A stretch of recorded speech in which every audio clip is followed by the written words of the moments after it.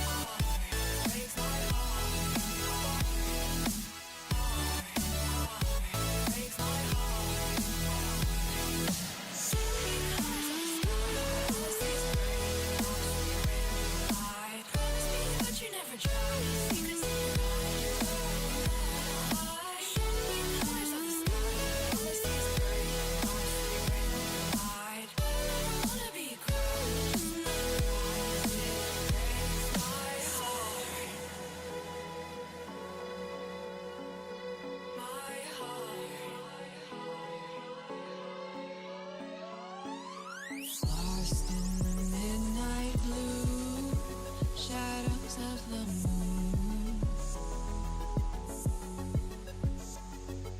Here with open arms for you, feeling something so new.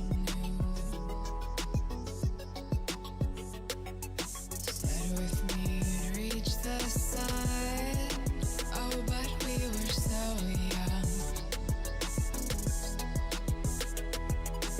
Love me till the summer's done, but keep me in your heart, so I hold on. So walk on by, I've got no reason to love you, but I do, I do, I do. So walk on by, I've got no reason to love you, but I do, I do, I do. Show me colors of the sky, but all I see is gray. You lost me when you lied. Promise me, but you never try. Secrets in your eyes. You go and run all high. Show me colors of the sky, but all I see is gray. You lost me when you lied. I don't ever wanna be crowned, just another prize. It breaks my heart. Colors of the sky, breaks my heart. All I see is colors of the sky, but all I see is colors of the sky. Colors of the sky, but all I see is colors of the sky. But all I see is colors of the sky. Colors of the sky, but all I see is colors of the sky. All I see is colors of the sky.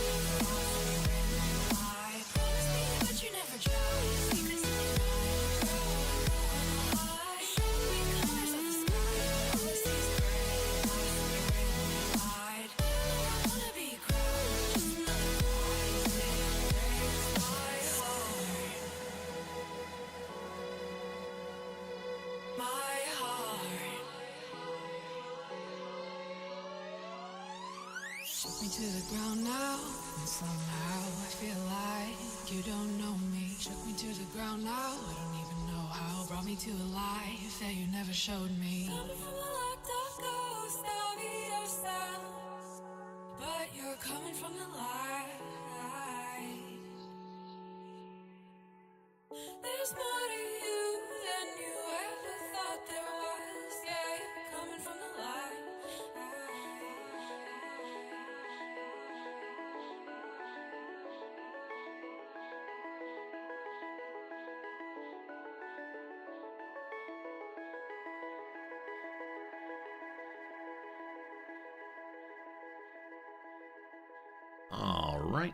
All right. Good morning, good afternoon, good evening, and welcome. My name is Resorty, and to you, one and all, I say, hello, friends. How's it going? Welcome. Hope you're having a good day wherever you are in the world. It's a Saturday here. It's a casual weekend Saturday. We're in that Wrexham shirt because there's a Wrexham match tonight. Going to be a good one, I hope. It's so good to see so many of you here right away. Thank you so much for Contraptions resubscription. Contraptions, always good to see you. Thanks for stopping by for this game in particular. Hope it's a lot of fun. We're playing games today I've never played before, but I've seen a number of times previously. Hit People Guy, thank you for the generous gift subscription for 3 total months. To Chibi, do enjoy your emotes and such for the 3 months there. Hello to Rocks Live also, thank you for your generosity as well. It is good to have you with us. I don't know what Noms is doing. She seems to be sleeping. I will continue petting her back until she eventually wakes up. Welcome, everybody. It's good to see you today. Slivers, hope you're having a good one for sure, my friend. Hello, Freak. How's it going, Jim? Welcome. Alice Dill, Mark, it's good to see you. Hello, Quick Ben. Hello, CS Prof. Is that Noms or is that Hacker Man? That might indeed be Hacker Man. Down on my keyboard right now, typing away, doing the endless hacking for sure. Sakatera, hello. How are we doing today, Volo? Yarlrus, welcome in. Hello, Steve. Hello, everybody. CS, what's up? Hello to you. 8 bits a byte. I always do it wrong, sorry. Glad you catch a full stream today. I'm glad too. Glad you get to hang out with us for sure. What is up, Kane? What is it, everybody? Hacking times like a CK3 thing? Oh no, are we definitely doing some like hacking of that sort? The torture perk, perhaps. Noms is now coughing feebly. Is there a possibility Noms is actually unwell? And I'm just like, it's a bit for the stream. Noms, are you here now? Oh, yeah. Oh, yeah. All right. To our full stances.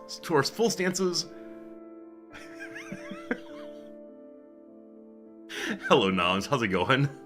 Oh, hacking like coughing. That's funny stuff. Noms, you're a clever one. Noy Hauser, it's very good to see you. Thank you for the nice message on Discord. I understand. I'll definitely respond to your message soon, but thank you for it. It's obviously very thoughtful. Harry, good to see you also. Hello. Noms, how the heck you doing? Well, I was thinking maybe they can, whoever said that can watch full stream now because daylight saving time. Oh, yeah. Day has sprung forward. It is true. There are some people for perhaps the last time. Bum. Yeah, I don't know. I'm not sure It's time for the zoom. Zoom? Wait, what are we zooming? Oh, the bump, and then zoom on your face. Yeah, this requires me having, like, actual knowledge of how to use the camera as opposed to just staring dead-eyed into it and hoping for the best. You need that thing that all the kids are using, a CapCut. Wait, what is a CapCut? I know what This stream brought to you by CapCut. I know what Capcom is. What's CapCut? It is an op. It's an op. All right, what does this op do? It's for making your videos for the ticking and the talking. Which might soon be unable to be used in the US.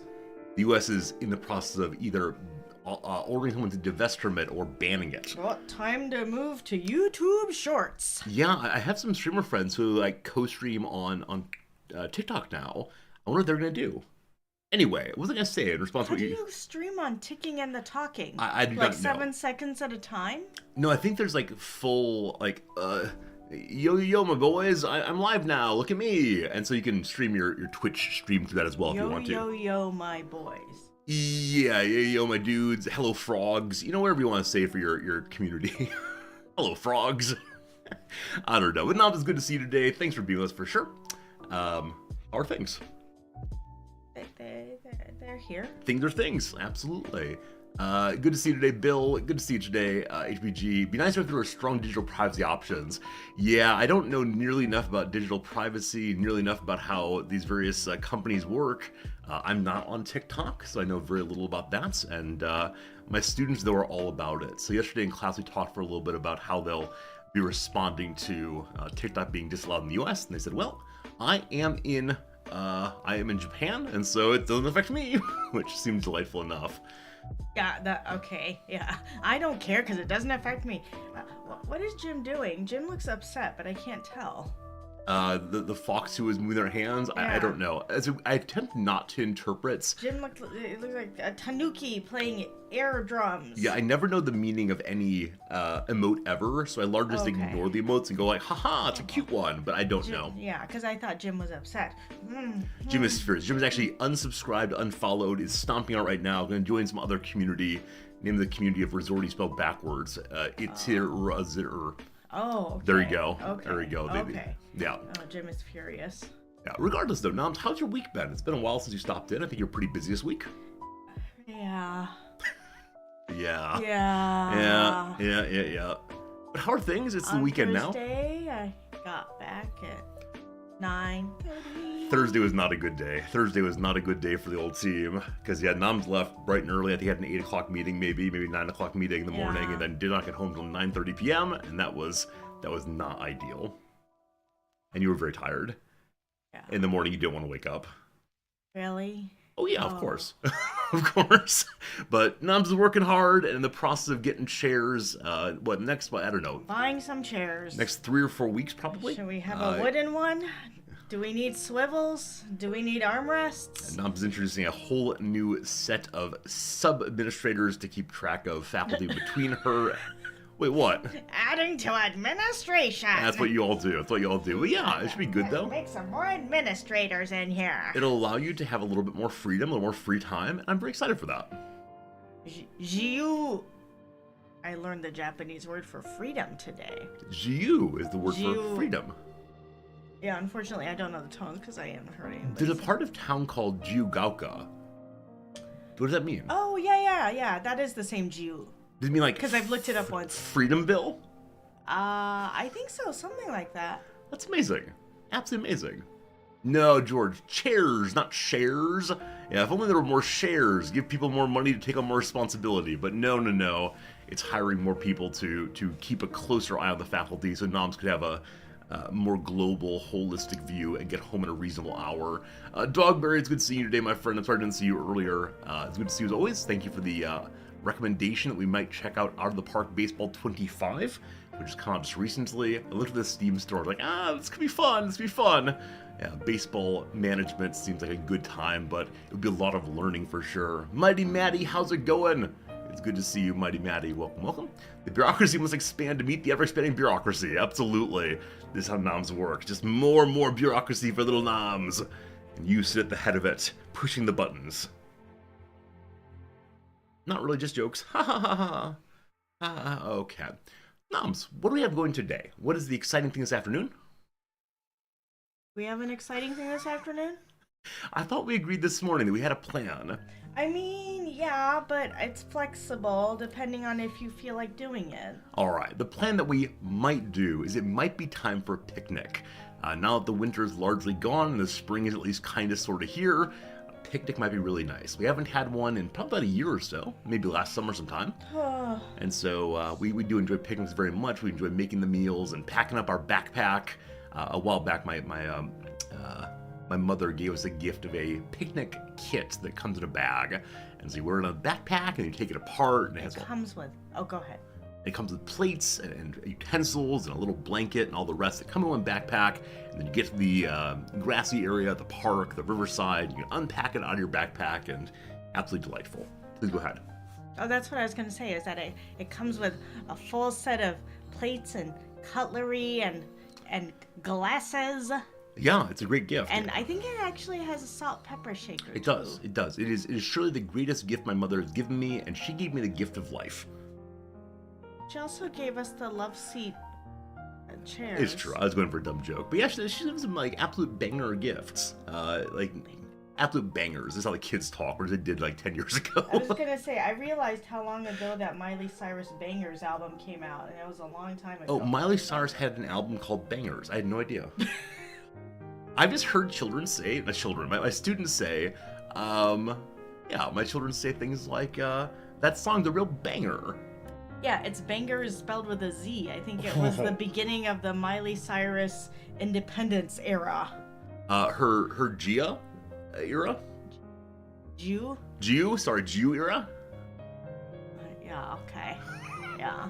I'm working on learning my new, using my new Japanese words. Yeah. It's perfect. Absolutely perfect. This was on your little thing here, and it looks like mouse poop, but I don't think it's mouse poop. Hello, friends. So now I'm putting this small black piece on my handkerchief. It could be plastic. Let's hope it's plastic. I don't know what it is, Better but not it be breaks mouse. apart in a way that seems non-organic, so we'll see. That said, let's not talk about the state of our physical world. Oh. We come here to rise above and live outside of the physical world and all of its nastiness and so on. That said, with it being on my handkerchief, I worry it may have come off of me. And I was like, here is something that was you, Resorty. Look, it's you. Oh, maybe it's off your old glasses. Maybe so. Seems very likely, actually. My old glasses break that way. Huh? Look, Jim's social club is going to have a picnic by the cherry blossoms in DC next Oh, Saturday. that's nice. That's nice. Yeah, we've been to DC once together. There were no cherry blossoms there. It was the middle of winter, December, in fact. But I can definitely understand why it'd be very nice to picnic there. And Cherry blossom season is coming here as well. absolutely. Earlier every year. Also, absolutely. Maybe this year we'll get out of town and try to see cherry blossoms elsewhere. We've seen them in town a few times.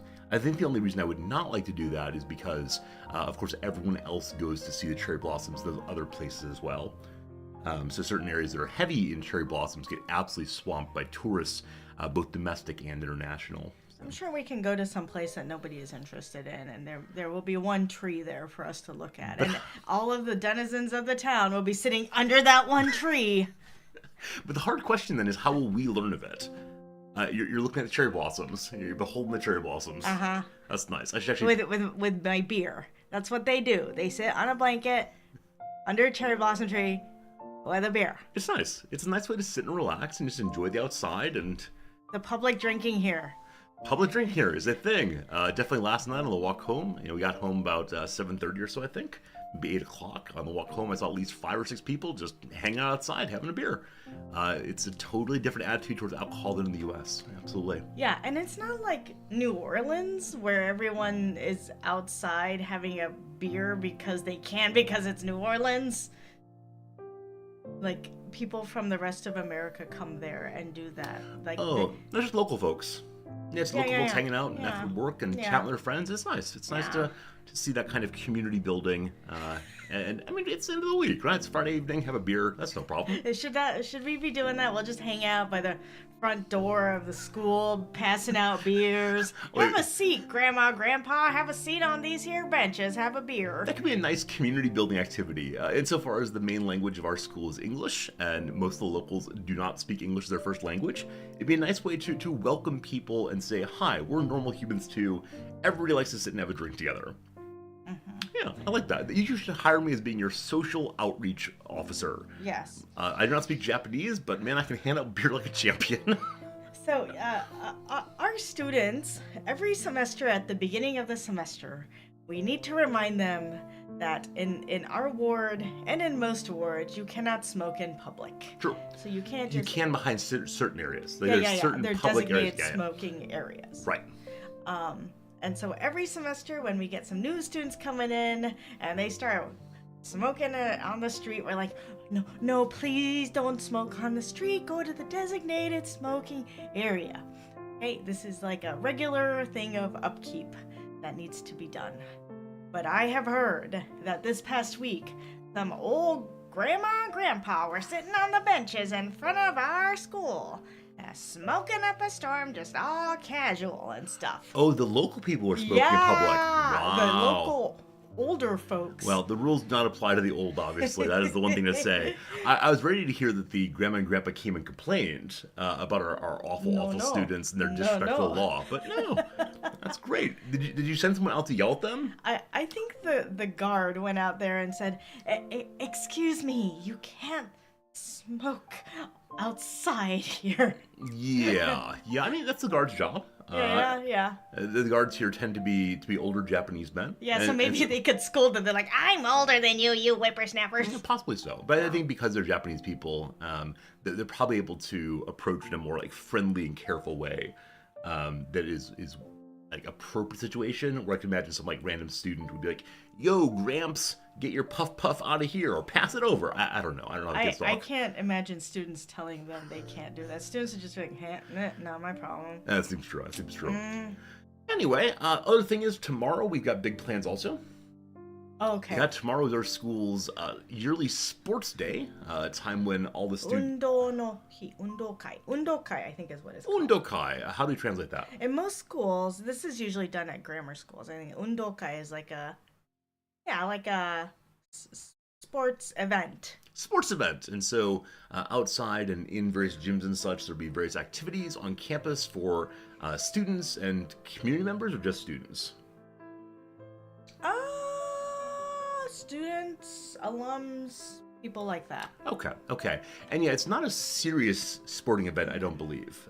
It's not like teams against teams, but instead it's going to be, just intramural activities together, people hang out and trying this and that. Yeah, I think they've intentionally tried to make them more inclusive. I think the traditional undokai have, usually they have the same events, and but they're not always your regular events, because I've heard one of the events is there are two teams.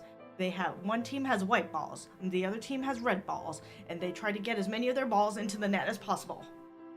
You throw them into the net or something like that. So is it like basketball but with lots of balls? I think so. I don't know. I think I just read about it. Okay. So there are particular games. They're really more like games than sports. I think that take place at these fitness days. And I think they're much more prevalent in elementary and middle school. But I think we tried to make it intentionally more inclusive and fun. So there's things instead of just running and who can get to the other side the fastest, it's you have to carry an egg on a teaspoon while you're running. Or it's like a swimming competition, but you have to be in a water ring. Water ring? What do you call those? Oh, like an floaty? inflatable? Yeah, and stuff like that. Yeah. All right. It's So it's a little goofy. little goofy, little fun. I believe there is a tug of war. Tug of war. Yeah. I mean, I'm not sure tug of wars. You can't participate in the tug of war because of... Yeah. I should not participate in tug of war. Now, that said, tug of wars are tremendously dangerous. There was a story I read recently about a very large tug of war. I think it was 1,000 people versus 1,000 people. And a man's arm was literally ripped off in it. What? And they had to go to surgery. His arm was successfully reattached. But yeah, it's ridiculous. He pulled his own arm off? Or somebody... I think he was on the rope and his arm went with the rope. Yeah. I don't know. I don't know exactly, but yeah, this thing is not field day. That's the right word in English. It's serious business though. So if any students lose their arm tomorrow, whew, I look forward to this getting sued. But yeah, I mean, it should be a good time. Japan. Stop talking, please. I apologize. Don't you worry. The tug of war is good and safe and absolutely delightful. But yeah, so my job tomorrow, I've been given a job of 2 different parts. My first hour I'll be there, I'm on the food table. Food and drink table with noms. So I'm glad that along with the, is that your arm or do you have a question? No, that's me being at food and drink. You left your arm up the whole time? No, you said food and drink, and so I said, I see. Yes, that's me. You're saying you're part of that? Wonderful.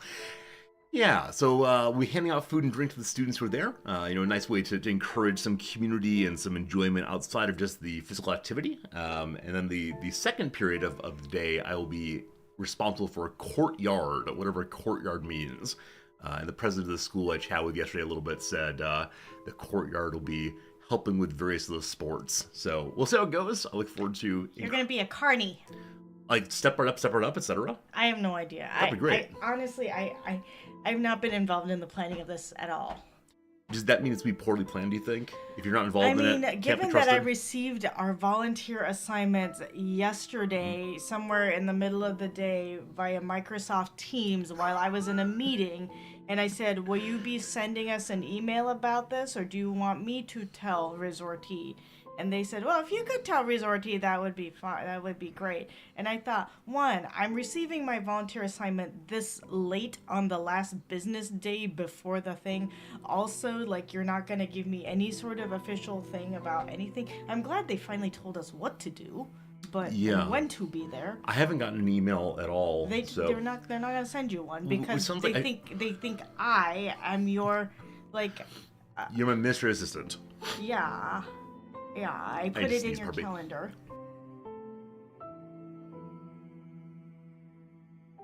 Excuse me. Please go ahead. Yeah. Back to the rant. I mean, I would say in a normal Japanese setting, we would have received our notifications, our assignments 2 weeks in advance with a schedule down to the minute. That's it. And also a map with arrows. It's true. Japanese events are often very, very well planned to the point that as Americans say it's overplanned. That said, this event I think will come together smoothly. It's one that is more about just getting students and alums into the environment and just spending time together, I think. Yeah. So, yeah, I do appreciate that they have at least one student on the planning committee. That's great. The student is on a lot of committees. So. I know who the student is immediately, I think. I don't think you know this student. C? No. Oh, okay, never mind. It's a male student. Never mind. There is one student but works with that student who does basically everything on campus, and she is like an absolute go-getter who clearly wants a lot of recommendation from everyme because she is just there for it. Yeah, but what I appreciate about her is that she's not like me. Yeah, she just works hard. That's great. No, this is L. I see. You know? Yeah. Okay. Yeah, I know who you mean. Sorry for the strange encoded conversation. This is what we're here for. Yeah. So I've heard some things about the planning from said student. That's great. Yeah, I think he wishes that it were longer. It's 2 hours, right? Yeah, like it's a little bit jammed in there. Yeah, because if some of our students are taking their full commutes, some of our students live an hour or two away. Yeah. And so if they're coming to campus for that, 2 hours is a pretty quick turnaround. Yeah. Now, obviously, they can stay and do things themselves afterwards. They could like go in the community and have lunch with some friends or go to the park and have a walk and whatever. But yeah, I agree that that's a very short event given the relevant commutes. Speaking of which, it felt so bad yesterday. We walked out of our main building with one of our colleagues, and our colleague said, "Hey, how you getting home?" He'd never seen us after work before. And we said, "Oh, we just kind of walk." And he said, "Oh, is that your commute?" And then we said, "Well, where do you live? What's your commute like?" He's like, "Well, it's more than an hour, and I have to change trains multiple times." And I felt so bad for the guy. I think he was looking for some solidarity in like a long commute, and we did not have that on offer for him. Yeah, although I think he lives on. So what I know about where the area that he lives, it's the area that has voted in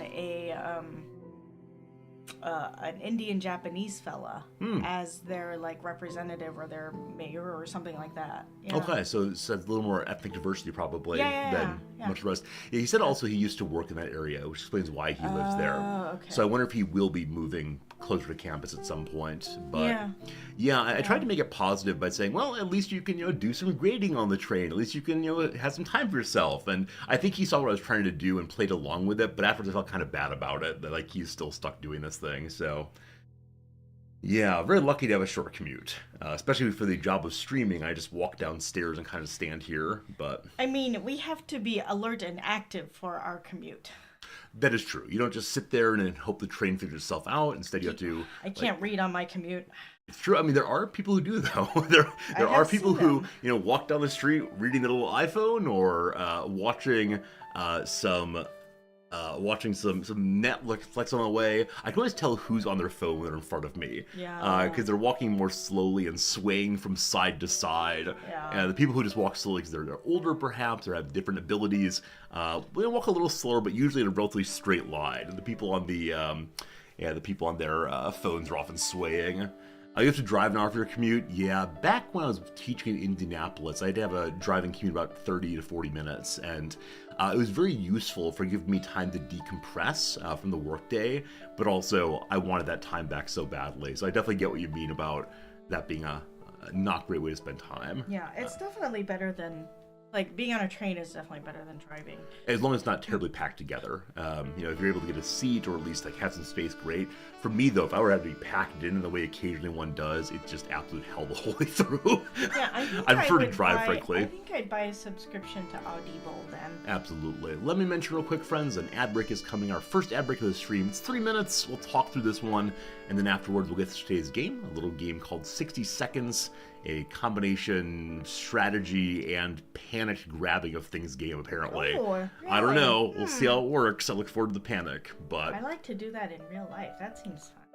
SP, you had a 1.5-hour drive each way for a few months. My goodness. I think one of your colleagues at the last school bounce had a very long drive. I was going to say, it was like a 1.5 hour, and then he did it like every day. Yeah, every day, had no interest in moving closer. Yeah, he wasn't, but he did eventually change jobs, and now he works in the same town that he lives in. Yeah, he was actually moving through different states to get to the school, and he was, I think he was stuck in that state because of earlier marital choices. Yes. Yeah, and also I think his current wife really liked the place. Earlier marital choices and decisions to want to continue those things. Yeah, and his now wife like has her dream job. Yeah. And so like, yeah, it's one thing to say, gosh, I don't want to commute, but it's quite another to say like you have to give up your job that you've been working so hard for such a long time. Yeah, I also wonder whether that state doesn't have income tax, right? Or that state does not have income tax. But he still had to pay his income tax, right? In Nebraska. Because he earned the money in Nebraska. Yep. Oh, there you go. A little bit of tax law conversation.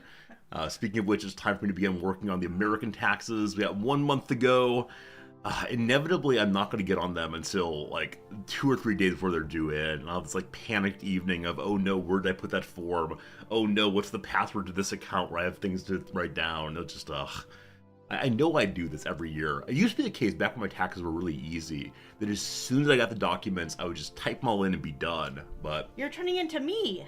I'm not going to be like you, who every year files for an extension and gets it done someday in October. But that's how I am with everything else, right? Like everything I pay all of my bills at the last minute. You do. Where for me, if I get my bills, I pay them instantaneously, or else I'll forget. Yeah. Yeah. Instead, I just leave the bill unread in my Gmail box until I get the 10-day alert, and then the 5-day alert, and I go, okay, maybe it's time to pay them now. Why do you pay American taxes if you're in Japan? Ha-ha! That's a great question. That's a great question. So 2 things. Until we've been here for 5 years, we don't count as tax residents of Japan. So after 5 years, you're taxed on all money that you earn around the world in Japan. As of right now, we're only taxed on money that we earn in Japan on Japanese taxes. My Twitch money comes to the US, I pay US taxes on that. But even after the 5 years, the US is one of the only nations in the world that tax its citizens no matter where they are and no matter what they're doing. So you have to turn in a form to the US government that says, I live in Japan, I've paid Japanese income taxes. I don't want to pay them to the US also. They'll say, hey, that's cool, unless you earn certain kinds of money or over a certain amount of money. And in those conditions, the US government still wants a taste of that too. So you can be double taxed over a certain amount of money.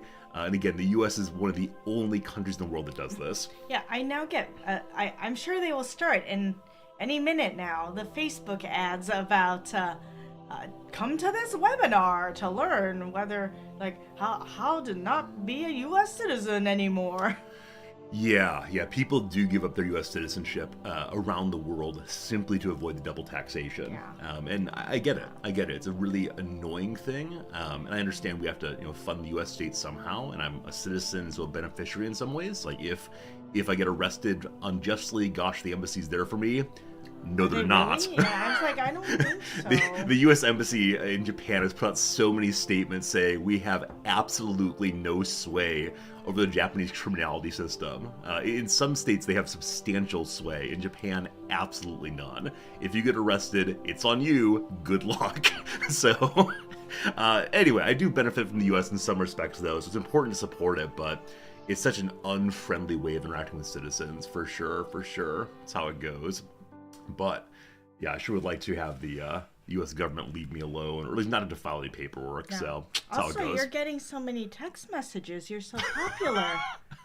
That's what else is going on in your life. Oh, I have my American phone. We still have our American phones because eventually we go back to the U.S. We need to use them for something, and so we're wasting money every month keeping these numbers active, etc. Maybe we should reduce it to them. We should. I thought we were thinking. I think we thought about it, but then it was I think they don't have minimum plans anymore. Verizon does not. Verizon will put your phone number on ice if you are. If you're in the U.S. military and go overseas because of that. If you go overseas for any other reason, sure, for any other reason, then they keep the same price. We look for the cheapest possible price on Verizon. It's still fairly expensive, actually. As we talked about moving our phone numbers into Google Voice or whatever the current version of that is, but you can't use that. In some respect, we needed to when you go back to the U.S. for purposes. So I have my American phone still. I almost never use it. I use it for if I need a text message for type in your magic code to get to the bank website. We still connect for that one. Good to go. We also use the phone for scanning checks. It's the phone I use for depositing checks in e-banking. Very, very annoying, very frustrating. And so today I turned on my phone for the first time in a very, very long time, and I got ultimately 245 text messages over the course of just a moment. Bing, bing, bing, bing, bing, all together. And I started scrolling, and they're all things like, Resorty, are you voting for Joe Biden? Resorty, we've tried to reach out 12 times before. Give some money to Joe Biden. You know what would be great? You give some money to Joe Biden. So back in, 2012 or so, 2016 rather, I was definitely a big Bernie Sanders stan. Let me get the prop for this. Once upon a time, I gave my life and my time to Jan Bernard, good old Bernard, and because of that, I have gotten on some lists, and the lists are of the form, give money to everybody. And it's so annoying because I don't care. I don't care about any of the other politicians. And I live over in Japan now. I got other things to get concerned with, but I don't know how to make it stop because I'll unsubscribe from one mailing list, like the Americans for Opportunity and Justice list, and then be off that one, and then instead get emails from the Americans for Goodness group, and it's a different group, but they also want me to give money to Joe Biden. And so I'm never turning my American phone on again. Never, ever, ever. Not until after the election. Well, not until you deposit another check, probably. Oh. Resorty, how can you abandon Joe Biden? Yeah, it's exactly that kind of text. I'm considering getting my phone and reading these all to you, but they are the most absurd messages you'll ever see. I am personally responsible for funding Joe Biden's campaign, and if I don't give big, America's going to Chaosville.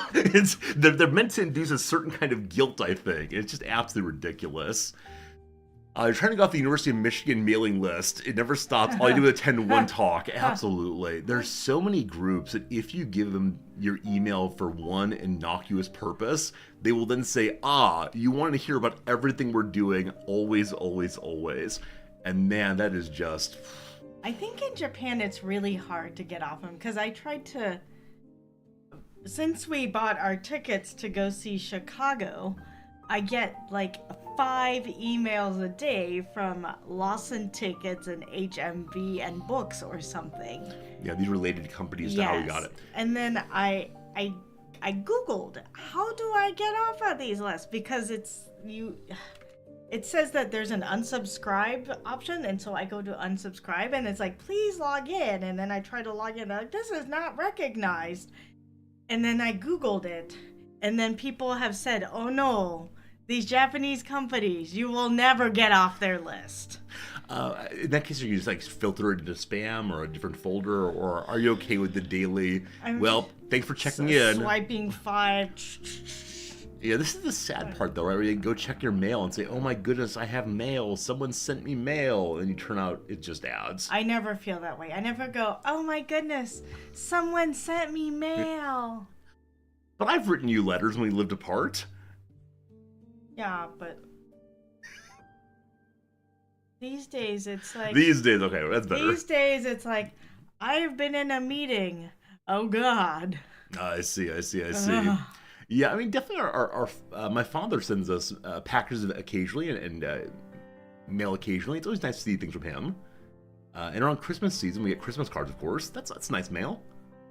Yeah. Yeah, absolutely. All right, Noms. Actual real mail is... No, I have nothing to say. Noms, you're in charge I for have about 3 nothing to minutes. say. Don't worry. Our friends in chat will encourage you. Oh, I feel so bad for our friends in chat. Like, I'm gonna get some coffee and then they're game here to time. talk to you and to watch games, and instead, this is happening. This is happening. Just tell some stories. Everybody likes you, Nom. Don't worry. Oh gosh, falling over. Oh boy. Oh, Uncle Elias. Yeah, that's interesting. You said that you gave some to a cancer organization, and then you called them and told them to stop mailing you the monthly stuff because it's a waste of money that could be better be used toward research and care. Yeah, it's like the is it St. Jude that sends out all of those what do you call those address labels? Like, they send you the labels with the hopes that you feel guilty, and so you give them money, and then it inevitably, like, my mother used to do this, and then I hear other people do this too, where like you don't give them money, you just use the labels they sent to you with like a little heart and your name. And I've received email from older folks with that too. So, yeah, why is it always people's mothers that are getting and using the St. Jude's address labels? Maybe they are targeting women, older women in particular. I don't know if Gmail will learn to never let those through, because I'm sure there are some people who actually want it, right? Like, some of the email I get on a daily basis from Lawson Tickets are like, here are the acts that are coming to your area, and you can buy tickets for them now. And I mean, I will say that in late January, I was complaining because somehow, like, not that I wanted to go to any of these, but I had, like, it had not registered with me that Bruno Mars and Ed Sheeran had been in town. Like, I knew Taylor Swift was coming, but only on the first day that she was actually here did I realize that that's what was happening. So, you know, maybe if I paid a little bit more attention to my Lawson Ticket email, I would have known who was coming to town. A rumor has it that the Red Hot Chili Peppers are coming to town, and then, I don't know, some other people. Yeah.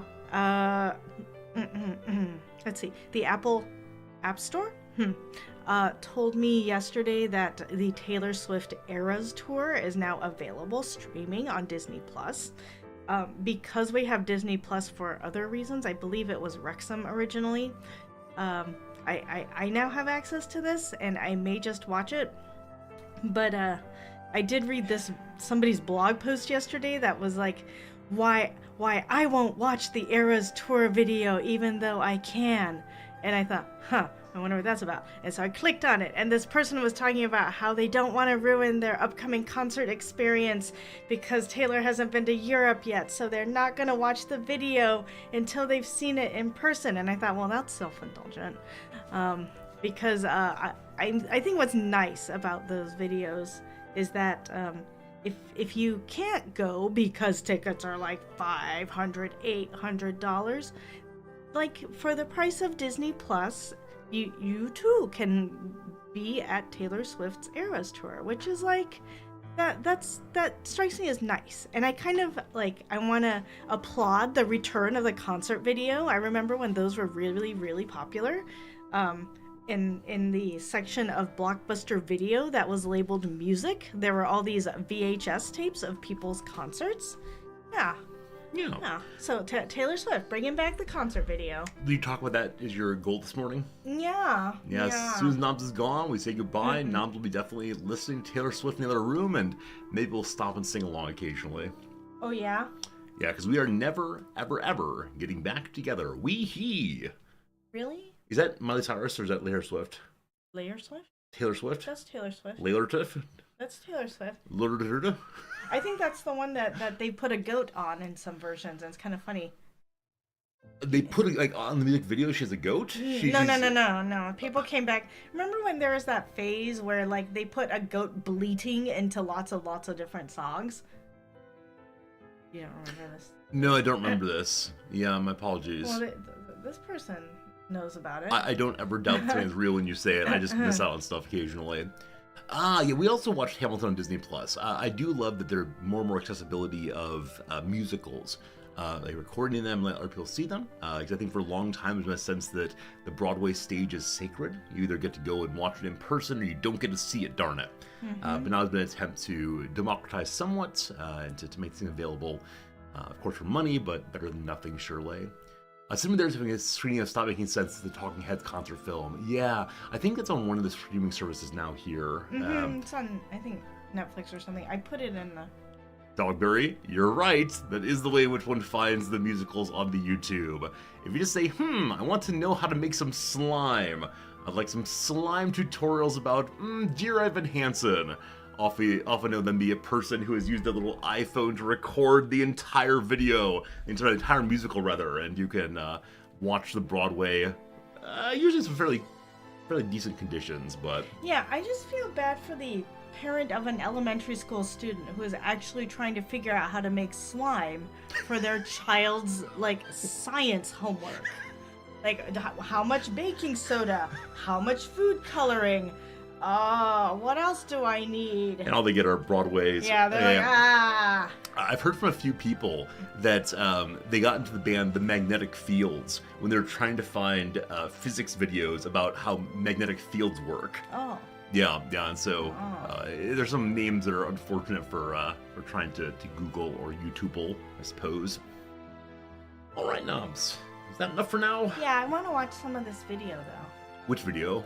I mean the game. Sorry, I want to watch some of your little game. Excellent. I've not played it. I know very little about it, but people have spoken very highly of it, so... Grabbing things in 60 seconds sounds great. All right, I like it. In that case, you mind stepping just slightly to your left? Good. Thank you. That is not your left. Do you want to play first, actually? No. Okay, fine enough. Friends, welcome. I'm glad you're here. Thanks for hanging out with us. You're kind of far left now, but I just need this space right here. Nob's is now pouting and spending time off by herself. Let's pull up the game. There it is. It is called 60 Seconds Reatomized, apparently. This is a game that was very popular when it first came out, I don't know, like 4 or 5 years ago. And these days is probably not as popular, but I'm excited to try it for the first time. So, here are our atomic adventures. The atomic drill. The tutorial, 100% approved by the establishment. Or the challenge, the scavenge, this is survival. Or apocalypse mode. I'm going to do tutorial first, and then we'll probably do apocalypse. Hello, Noms, what's going on? You're putting over my shoulder a cute little cat there. Thanks for the cute cat, Noms. Glad it's part of our channel today. Here comes the atomic drill. Learn all about how to scavenge and survive in the event of nuclear apocalypse. Here it comes. We are military guy, learning from military guy. The medkit. For all injuries ranging from paper cuts to decapitations, etc. Is there sound here? Like, the sound is definitely on in the game, but I'm not hearing any sound in the background. We'll enlouden it for a little bit and see what comes of this. So I can hear the sound of this thing moving. That is occurring, but there's not any music, at least right now. If we need to put on some music, we can definitely do so.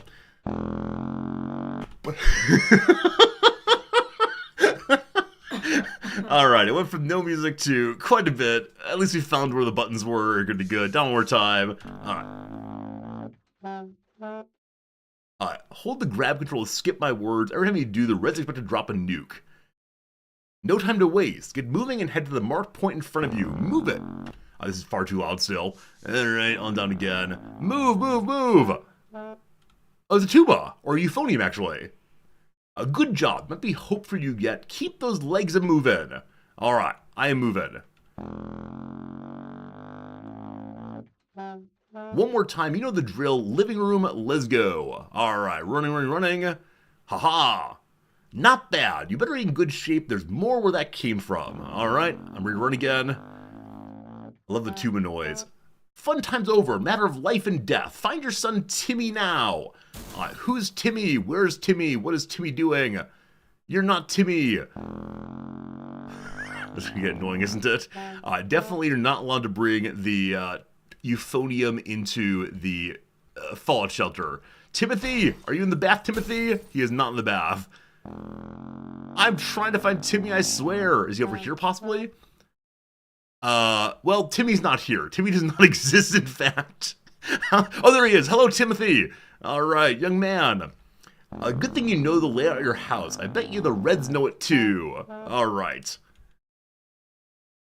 Family comes first. Grab Timmy. He'll be the first to visit your cozy shelter. So left click is to grab. He takes up 2 of our hands, apparently. That's it. Consider taking other family members, too. I'll leave the exact priorities for you. Come along, daughter. Okay, I can't click her either. Timmy is safe, but you need to find food to keep the shelter stocked. Find the highlighted soup can and grab it. You should not take the daughter, because the daughter has the... I need everyone to come along. Soup, an excellent choice. This can sustain a family of 4 for a day.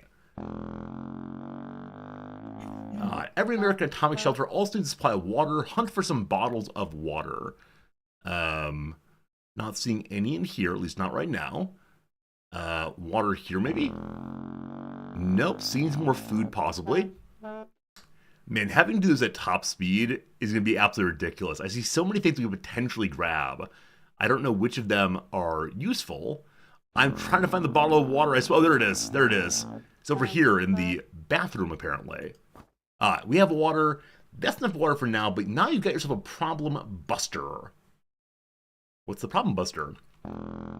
You can only carry so much, and every item weighs at least 1 slot. You need to drop whatever you're carrying at the hatch before you can pick up more. All right, to the hatch. At least found that part. Drop whatever you're carrying down the shelter. When near the hatch, drop all items you have. There's a good chance they'll survive the fall. All right, things down there. Bingo! You got yourself a small stockpile of food, water, and even little Timmy. No one knows how long you'll be staying down there, so you need a radio. I see a radio. I see a radio here, possibly. Apparently that's not a radio. You're just punching it. I'm whamming into everything. Radio here is highlighted. Okay, very good. Got the radio. That's it. Nothing's more useful than news from the radioactive outside world. Sometimes you get a few extra seconds for the siren sounds to scout your surroundings, but after it goes off, you'll need to start packing. So maybe the items are in different places in each playthrough. So grab 5 items. Our incredibly advanced warning system gives you 60 seconds to scavenge what you need and get yourself to safety. Let's give it a try. So 60 seconds starts now, maybe. Collect at least 5 more items and family members in the next 60 seconds, and make sure you find yourself close to the shelter when time is up. I'm worried that this atomics will be very, very loud. We'll see. It's not that loud, actually. Alright, 1, 2... Daughter's too heavy. But 2 at a time. Come along, daughter. She takes 3 slots. Hopefully she left the euphonium behind. We got a box of luggage, takes 3 slots, unfortunately. So learning what weighs what amount. Rifle apparently has only 1 slot, never mind. Drop those. 30 seconds are about to go. Surely our rifle's useful. So becoming more efficient seems important. Come along, wife. She takes 2 slots. Come along, water. Come along, map. Alright. 1 room, maybe empty? I don't know. 45 seconds gone. We'll take some fun. We'll take some, I don't know. 15 seconds. Food. Food. Water, please? Alright, dump those things. I think we're going to say that's all we got for this first time, because I do not want my poor character to get caught outside. Alright. There is your 60 seconds. Have I done other speed of running? I haven't been told how to do that yet. Now you know how to get what you need to survive. Your training is far from over. I'll see you downstairs for survival training. At ease. Noms will see you. Thanks for hanging out. Alright. Everyone's inside. We didn't make the hard choice of what children to leave behind yet.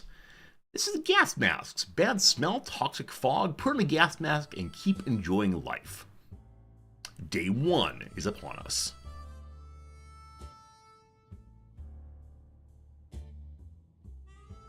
Our journal goes. You made it to the shelter. Congratulations, but your drill is not over yet. You'll end up here with whatever and whoever you brought with you. Nothing else. You'll need to make the most of it. The next few days will teach you how to survive down here while the world outside burns. Explore and interact with your surroundings. You can always find out useful things about your shelter and its inhabitants when your survival journal is not yet opened or hidden. First things first, we must ration food and water. If you don't wine and dine yourself and the folks you brought with you, you can bet your bottom dollar none of you will ever see the light of day again. As long as you have food and water available, ration it out to the given person by selecting the picture of a can or bottle under the portrait, or instantly ration out both by clicking on the character's image. Of course, you might save your supplies for later, but a normal person can only survive 4 days without water. As to food, the longer you deny your people rations, the weaker they'll get and might eventually get sick. Even if you manage to cure them, it'll take you quite a few cans and a lot of time to replenish strength. So deciding who gets to eat, deciding who gets to stay alive is probably part of this question. We lifeboat ahead. Time to ration supplies. So we have 4 food and 3 water. We weren't told how often we need water, but for right now, no one gets anything. I thought 1 can of soup was supposed to sustain a family for a whole day. Oh yeah, you're absolutely right. 1 can of soup's enough for everybody. That's absolutely right, Noms. Thanks for remembering that. And the 1 water is enough for everyone, actually. Alright, Omid said 4 days of water die. Okay, I don't know how much food they need over time. So maybe everyone gets a little bit? Alright, never mind, Noms. You're right. We should give everyone things on our first day here. That is fine. What a generous lord you are. Since it's your first day down here, you'll need to get used to the surroundings. Believe me, ventilation hum can drive anyone nuts if you don't occupy yourself something to do. Get some decent rest, and we'll carry on tomorrow nighty night. What's up, Pinky? Good seeing your day. Hello, Oxypian. Hello, how's it going, Core? Oh, to you, Alnuze. How's it going? Day 2. The beard is growing. Wow, your wife is not happy. The wife is not happy at all. I tried my best. So we can poke around and look at things, apparently, when... At least the tuba's not. No euphonium. We can poke around and see what we have, apparently. And turn on and off our light, apparently. Can't interact with ventilation at all. There's so many hooks. There are probably many, many more things we could have gotten, but good enough for the first time. Good morning, survivalists. Hope you slept well. Bed's comfy enough? No? Well, better get used to it, since you'll be staying here for a while. We'll start today's activities with rationing, since you'll need to do it every day. But after that, we'll move on to something else. Got your attention? Good. Now listen, there's a risk you run out of supplies eventually. Everything can be useful, but food and water are critical to survival. If they're gone, you'll be gone sooner than you could say corn dog. You'll be gone sooner than you could... I said the same thing twice, sorry. So, sometimes you just send people to the surface to bring in more supplies. You do this by preparing an expedition a day before it actually departs. Be careful though, tired survivors can never be part of an expedition. Today we'll skip preparations and jump directly to setting someone on brave outside. There isn't much going on with Ted, no trouble, nothing new. Mary Jane isn't worried, or at least she's not saying so out loud. Everything seems okay with Dolores, and Timmy seems okay, as much as he can be in our current situation. Time to ration the supplies. Today, nothing for anybody. Cat. Sending people out into the wasteland is no walk in the park. Do it too early or without a gas mask, then you can bet it's a suicide mission for them. Send healthy and well-fed people. Whoops. Sick, hurt, or crazy people are more likely to perish out there. You can send one person at a time. Let's give it a try. This time you need to send someone out, but if you ever want to skip a trip to the surface, don't select anyone. Who should go outside? Dear old dad, you're gonna go. Okay, one person at a time. You can't send a team, apparently. So, dear old dad, let's go. Do we get to choose what he takes with him? He didn't take the rifle or the map. That seems like a questionable decision. Alright, day 3 is upon us. This is a drill, so your explorer will come back after a little while, but in an event of a real apocalypse, they might be gone for a couple of days. In the meantime, you'll be faced with other problems that'll test you to the limits.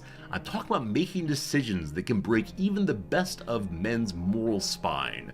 We'll see what clay you're made of, but first, ration food and water. We don't want anyone starving now, do we? Ted left for the surface. We hope he'll be back soon.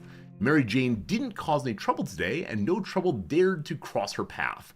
Everything seemed okay with Dolores, despite the dire circumstances, and all the trouble we're going through. Timmy is being very brave. Time to ration supplies. So we may not ration to Ted, I believe. So no one ate yesterday. No one had water yesterday. Do they auto-consume the water? Or maybe I only had 3 when we started. Today, you all get... How many days is it bed? This is going to be a second day of nothing. That's fine. I'm an army man, so I don't know a second thing about imagination, but you could probably use yours now. Picture this scenario. You come across your kid's hamster, who in some bizarre way found its way to the shelter. The kids are obviously going to love it, and so will you. There's nothing better than food that comes to you on its own. It's up to you. Do you cook him? While food's important, I'm going to say the children's happiness for right now is more important. Let's not cook the hamster. The hard choices. So does the hamster now appear inside of the shelter? I don't see it, unfortunately. Good choice! The little furry guy can stay and fatten up. He'll make a bigger meal in a few days, and maybe your only source of food if you run out of cans. Everyone has to drink sometime, including Mary Jane. Is there any water left? There has to be some water left. Dolores should get it. Water for Timmy would be nice. Time for ration supplies. Water for everyone today. You might be faced with decisions that require you to use equipment. However, sometimes you might find you don't have the one item you're supposed to save the day, so make sure you scavenge the right supplies before the blast. Keep in mind, every item is used for something. What do you want to do today? Clean the rifle, listen to the radio, or maybe play shadow bunnies using the flashlight, but we don't have a flashlight. So let's listen to the radio and see what's happening outside.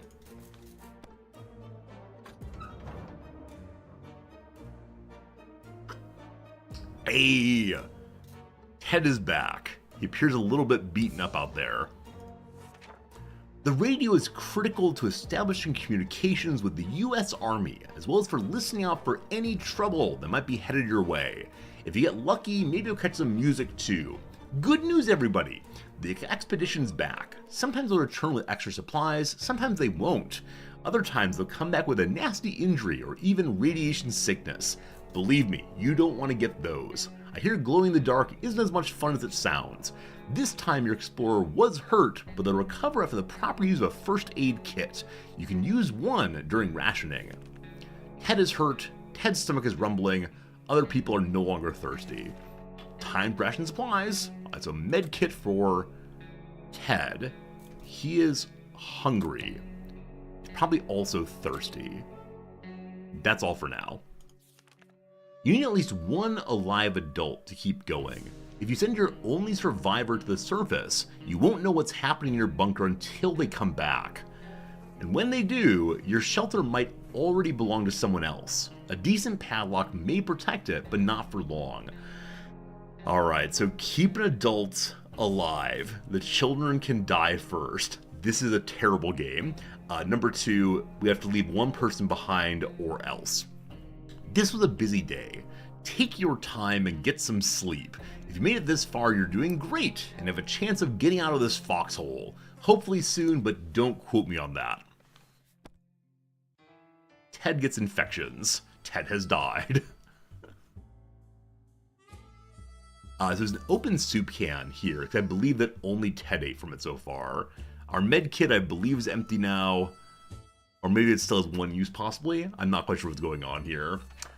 We've only just sent someone outside, but let's give it another go today, shall we? The first time you are only asked to pick one unlucky bet, one brave volunteer to save the day. This time you'll also get a chance to equip your explorer with some useful gear, feed your troops, and I'll see you at the shelter entrance. So Ted is still hungry. We gave him food yesterday, but maybe because out for 2 days he needs more food. Nothing bothering Mary Jane, life is good for Dolores, and Timmy might not look like it, but he's a strong young boy, doing just fine. So Ted again needs to eat, and we'll say that's fine for now. Anything can be useful outside, and some items even improve scavengers' chance of survival. Notice you have a suitcase. That's handy. With a suitcase, your explorer can carry more. Go ahead, pick something. There's nothing to pick. Maybe I gotta pick a person first. Let's send little Timmy out this time. Okay, so you click into the empty hand, and that gives one item that can carry more things, apparently. So we'll give little Timmy the map, and the rifle, and the radio. Leave him behind the chessboard. Now, if little Timmy dies, we lose all these items, I'm guessing. Alright, good luck, little Timmy, good luck. Just like Boy Scouts, just don't be seen by anyone. Well, it's very sad seeing the empty chair. I guess there's a different valence seeing it empty because of Timmy being out versus him being out for the count. Morning, people! You're probably asking yourself one simple question. What's the point of sitting in an atomic shelter? Why don't I just leave? Well, leaving is a death sentence. If the radioactive sickness doesn't kill you, the giant scorpions will. I've played Fallout also. You can trust me on that. Your one chances are boys arriving to rescue you, so every good citizen needs to do one thing. Seek contact with the US military and await a rescue. Timmy went out to the wasteland. We don't know what we'll do if he doesn't come back. Ted's hungry. Water is what Mary Jane needs, and Dolores does also. Alright, so we're almost out of water. That seems pretty darn bad. And Ted was fine, I believe. Ted is hungry still. Man, big boy wants food every single day. Alright, we're gonna give everyone food today. We'll see how that goes. No, the rescue ain't coming today, but we'll come get you eventually. You need to keep your radio operational and be ready to venture into the waste. However, you also need to be careful. It might not be only our soldiers out there. There could be bandits, or worse, commies. Just imagine what will happen if the Reds discover you. So let's agree to the rules of this drill. You only open this door if someone knocks 2 times. Am I clear? 2 knocks. Does Timmy return today? Hey, Timmy's not dead. He brought all the things back and looks like a gas mask also. Seems very, very useful. You'll need to remember that some days will be very intense. A lot of things will happen you'll need to be prepared for. That's why any day that gives you a break is a blessing, and you'll need to make sure you make the most of it. Eat, drink, relax, while thinking about all those commies who don't have comfy bunkers like you. That thought always gets me through the day. We were so afraid for Timmy, but he came back from the wasteland and is safe with us now, so the items return. The suitcase is gone though? Is that true? There was a suitcase here previously. Uh-oh. The local school's a big building a mile away from our house. Nobody liked that place. The atomic blast didn't change that. Now, without windows and few walls remaining, it looks even more unpleasant. Pleasant or not, it seemed like a good spot to hunt for some useful supplies. Everybody adored the lunch lady. She was almost 80 and everything she touched tastes great and smelled tomato. Now we know her secret. Tomato soup cans. The biology class had an aquarium. The fish had died since nobody fed them, but the aquarium water could still be drinkable. There was enough for a few bottles. The PE teacher was a World War II veteran. He kept some of his war trophies and memorabilia in his office at school. This included grenades, a bazooka, and a fully functional gas mask. Why did Timmy not bring back the bazooka? We could have fought off the Reds. Exploring the wasteland can be quite exhausting, so we stopped to rest for a bit and turned on our radio, hoping to tune in to anything other than static. And we did. We managed to catch a frequency with some lovely songs. Those sweet tunes soon attracted a group of friendly survivors. They stopped for a while to enjoy the music with us and were kind enough to share some water. They left soon after. We have so much water now. Damn it, we really like the suitcase. That's gone now. That is terrible. The suitcase allows us to carry more than one item at a time. Oh god, oh god. Ted is hungry. Timmy is very hungry. Time to ration the supplies. Look at all that water, it's amazing. Alright, in celebration, everybody gets soup today. Everybody gets water today. Happy day, everyone. As long as you keep your shelter stocked or remain cautious, you should be okay. However, every choice you make may come back to bite you, even after a few days or weeks. Consider your options carefully. This is a drill, but if the nukes start dropping, it'll be a totally different story. Day 9. Been down here for a long time already. Oh, people are looking a little haggard here. Dolores is not feeling great, unfortunately. So as we look around, we can see how much of things we have. First aid kit is empty now. We can click on the map, doesn't seem to do too much. So most things here are just clicking and seeing what is what. And we can learn that Timmy's a little hungry. Alright. If I were you, I'd check the door. Our extraction team might be coming for you any day now. Be careful. This is a post-apocalyptic scenario and you never know what's coming. Timmy should eat, Ted is fine. It's always better when things are calm. Mary Jane and Dolores feel fine for now. Time for supplies. So Ted needs some food. Timmy needs a lot of food. Some of the door, you can hear several knocks. If you listen closely, you can make out the sequence of 3 knocks. Do you open the door? If it 2 knocks means the military. I do wonder who's there. Because it's the tutorial, though, I'm not going to open the door. We'll see if Sergeant Major Tutorial is going to help us out here. Day 10. Good call. That wasn't the knock you were waiting for. Caution at all times. Remember that. Be cautious, apply yourself, and maybe you and your family will be just fine. At least most of you. Right now, Timmy just needs more food. So Timmy gets to keep on eating, almost out of food. As you're counting imaginary sheep in your head, another series of knocks broke your concentration. Someone is really hammering your door and probably not taking no for an answer. 2 knocks. 2 knocks. The pattern keeps repeating. Do you open the door? I gotta say this is not the most effective of codes, as 2 knocks seems kind of innocuous, but it's gotta be the government's come to save us. Hey, got an achievement. Atomic Drill, complete the government-endorsed Fallout drill. Good job! You're safe and sound with our brave soldiers, and now we can all have some apple pie. You deserve it. We held out for 11 days. Day 1, the drill began. Day 8, someone followed us. Day 8, dropped the base. Day 8, back to school. Day 10, successfully passed the drill. Oh, it's dropped the bass. The fish died. The fish died, apparently. Alright. Hey, Vera, how you doing? This game looks interesting. What is it? This game is called 60 Seconds. It came out a while back, but it's combination, grab a lot of things, and then hang out in a vault playing strategy games, and then possibly curse yourself for not getting any items at all. Alright, so we survived the tutorial. Great. It's now time then for our first real game, I believe.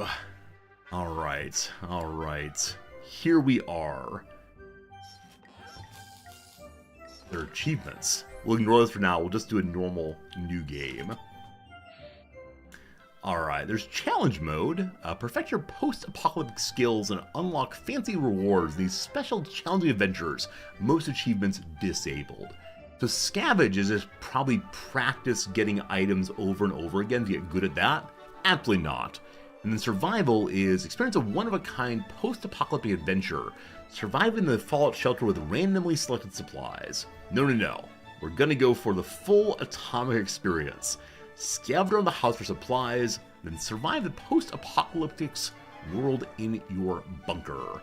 Alright, we'll give this a shot. We'll see what is what. I still have my piano music playing in the background. I'm stopping that right quick. And, yeah, I guess here we go on this game once more. Good luck! Good luck! Okay, you can choose to be Ted or Dolores. I wonder what the difference is.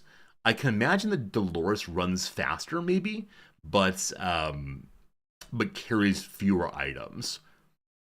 Because I'm very slow and awkward as a human being, I will choose Ted. And then difficulty. Little boy, fat man, or Tsar Bama. I'm going to get deported. We're going to do the middle difficulty for now and just see how it goes. You can see there your exploration time, your scavenge time, what's in the shelter, what suitcase you have, etc. So 10 seconds to look around, 60 seconds to grab things. I need to prioritize food and water and the family. I mean, I'm guessing there is a strategy of the game where you only take your wife because she's usable on the surface without the whole place falling apart. The children seem less useful. That said, first playthrough, gotta take the kids. Food, water, kids, and then maybe the map. I'd like the map also. I'm guessing this first part is randomized, and so I'm ready to panic. Good luck! Good luck, good luck.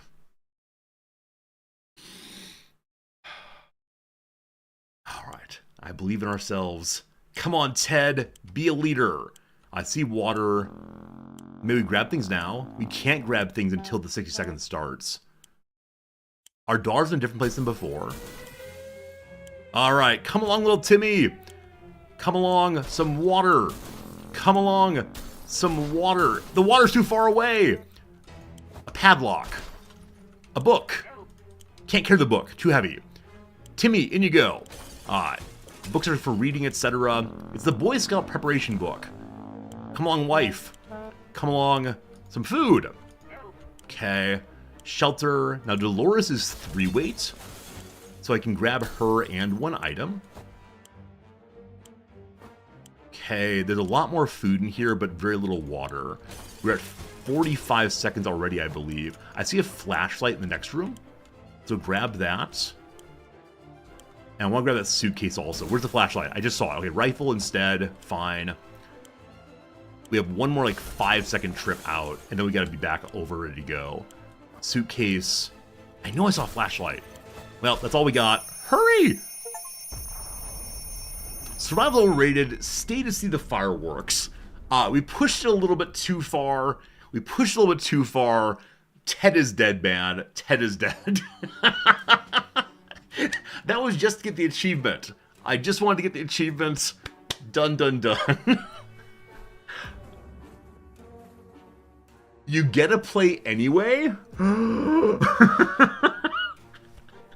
I think for this playthrough, I'm gonna restart it. We got some cool items. The Boy Scout book and the padlock I've not seen previously, but I want to give it one more shot and actually have Ted inside as well. Though fewer people to preserve food. We've learned a lesson. I can't move as fast as I think I can. That's fine, that's fine. Alright. Again, Ted this time. Let's go, let's go. Hey, Trish, how you doing? The radio. Keep up with the world even after it ends. It's already pretty fun. I'm enjoying it. Oh, okay, flashlight right in front of us. Water, things there. Eggs on the ground or something. Make crayons. Wife here. I didn't see Timmy's there. Cat. Hello, Timothy. Timothy takes 2 spots. Hello, gas mask. Excellent. Dumped off once. Dolores, come along. How big is the chessboard? This is the kind of thing that the more I play the game, the better I'll understand it. So, grab our wife. Still have not seen Timmy. Got some poison, it looks like. Not sure what that's for. Okay. 30 seconds done. Still have not seen Timmy, or at least I don't know that I've seen Timmy. Fire axe. Have I grabbed any food at all? The answer is clearly no, I have not. There's some water at least. Where's the food? Oh, here's the food. I'm guessing Timothy's at the far... Oh gosh, we have no time. Operation grab Timmy and get back. Timmy, where are you? Alright, must get in bed. Not bed. No! No! Not like this! Come on, video game. Come on, video game. Come on, video game. Anonymous Gifter gave Distraction a tier 1 sub. Thank you, Distraction. Thank you, Distraction, for being part of our community. I was definitely a little distracted. That's very generous of you, though. One more time. I did get Timmy already. You also said Timmy's the first thing I threw in. Didn't recognize that at all. This time, though, we got it. And again, thank you for trying to distract me in my very good work here. You have to actually be in the yellow square.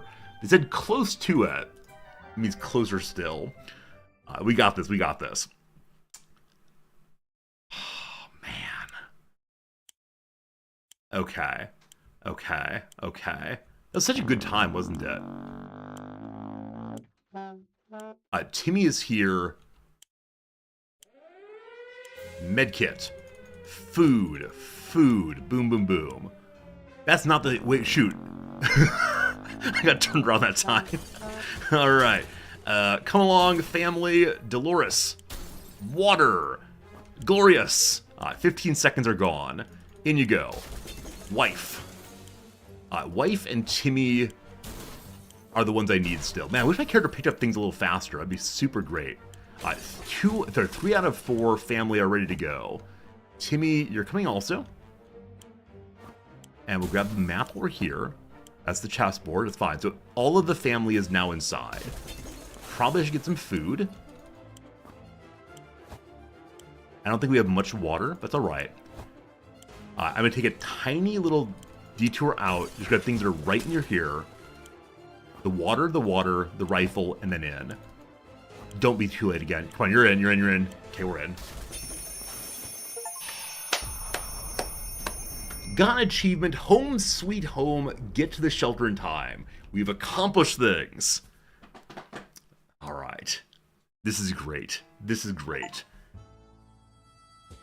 There are so many things I did not get, but some of them have been gotten. Look at all that food. We have more food than fits on this shelf. A whole box also. We didn't get the radio. We didn't get the suitcase. So we can carry very few things to the surface at once. But we're gonna survive. We're gonna survive.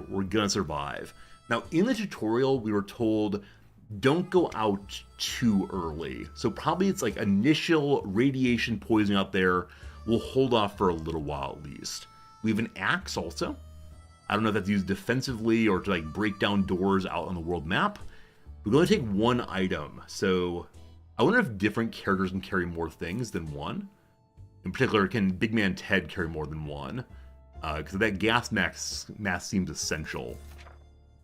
All of us made it into the shelter just a second before the blast. That was a close one. As long as we're all together, we can make it work down here. We remember hearing canned soup is healthy for you.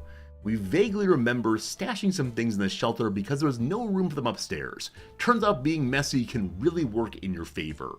+1 poison. Our shelves are full of cans. We'll eat from cans, we'll sleep on cans, we'll even talk to cans. Some of us already do. There's just barely enough water for everyone. We'll have to ration it strictly. This is the best stocked shelter we've ever seen. We've never seen another one, but we're sure there's a good amount of supplies. Time to ration. Wow, look at all that food. What's this thing here? What we wouldn't give to be able to enjoy the sunshine again. We can't see there's a lot of light underground. We don't expect it to get any brighter down here, so we want to find ourselves some kind of light source possibly. Who will eat today? No one. Okay, and we can't go outside yet apparently. Fine. That is day number 1 completed. We all just sit there sadly for a while. Possibly. Alright, day number 2 is upon us. Timmy looks outside, or maybe in wonder to the light there. Timmy perhaps is a moth drawn to that flame. Do we have to take care of ourselves, or will someone come to rescue us? There's nothing going on with Ted, nothing new anyway. Mary Jane didn't cause any trouble today, no one dared to cross her path. Our wife seems like a bit of a scold, possibly. Everything seems okay with Dolores. Timmy might not look like it, but he's a strong young boy doing just fine. Time ration supplies. So I think I'm going to hold off on giving people anything until they start complaining. Though, we're still not allowed to send anyone outside. So I wonder how many days it'll be before The game even allows that. I want to make sure that whatever character is going to go outside is well fed, etc. Mary Jane used to be cheerful, but lately she's feeling a bit down. She clearly misses her music lessons. She keeps humming her favorite classical pieces, imitating the sound of tuba. She said she would die for a chance to play it again, which may very well happen if we let her out of the shelter. If this would help bring a smile to her weary face, maybe we should consider letting her out for a short walk around the house? It's only day 2, sweetheart. Mary Jane, I need you to probably chill out here. I mean, I want to be like respectful of her autonomy, though. We're going to be respectful of her autonomy. If she wants to go outside, we're going to let her go outside. Yes, you may go. This is a bad decision strategically, but to keep the harmony in our family, enjoy your radiation sickness. She said she'd die for a chance outside. Surely she was not speaking idiomatically. We'll see if she comes back. Mary Jane, wait, yeah, where did Dolores go? Mary Jane's the one outside. Where'd Dolores go? Oh no. Mary Jane got very excited when we agreed to let her look for her tuba. She said if she can't find the instrument, she'll settle for anything else we can find, like some sheet music. We sure hope the tuba didn't make it. We're pretty sure we prefer the sound of radio static or even the sweet sound of silence. Oh, Mary Jane's our daughter. I'm sorry, I've confused myself on who Mary Jane and who Dolores is. Dolores is the wife. Mary Jane is the daughter. Got it. Mary Jane went outside. Let's hope she hurries back soon. Ted is thirsty. Dolores is thirsty. Timmy prefers apple juice. We need some water also. Alright, so Dolores, Mary Jane, got it. Water for everyone. Good. 1 minute is all fine, and the next we're at each other's throats. How did this happen? This is insane. We need to get a grip on ourselves if we're going to survive this. Let's just sleep on it. So sad day, day 3. Mutant Mary Jane returns.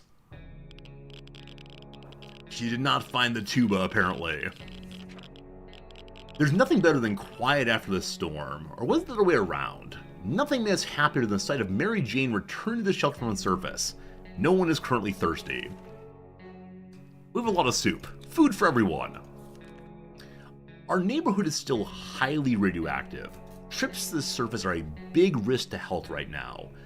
People are ready to go, but let's not do that until, I don't know, a week afterwards. We have plenty of food.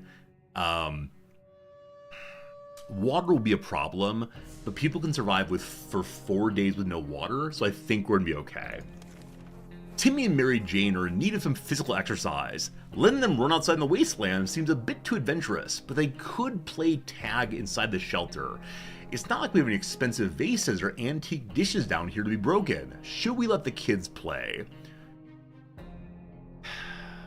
What are they gonna break? Are they gonna fall over and hurt themselves? Why can't we have nice things happen? Children, you may play, but only carefully. I know the tutorial said we're going to have to make hard choices. Thus far, we're dealing with all hard choices by saying, sure, whatever. This will never come back to hurt us.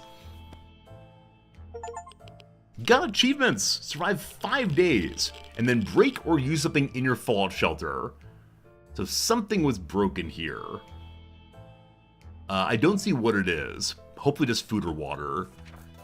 The axe! The axe! Once again, we've proven to be irresponsible parents. Letting children run around such a small space cannot end well. We're not sure who pushed who and what caused it, but the kids managed to shove some items off the shelf. Truth be told, the kids seem happier, so maybe it's not the end of the world. Wait, it actually is! Oh no. So no axe. How did they break the axe? They must have been really horsing around a bit too much.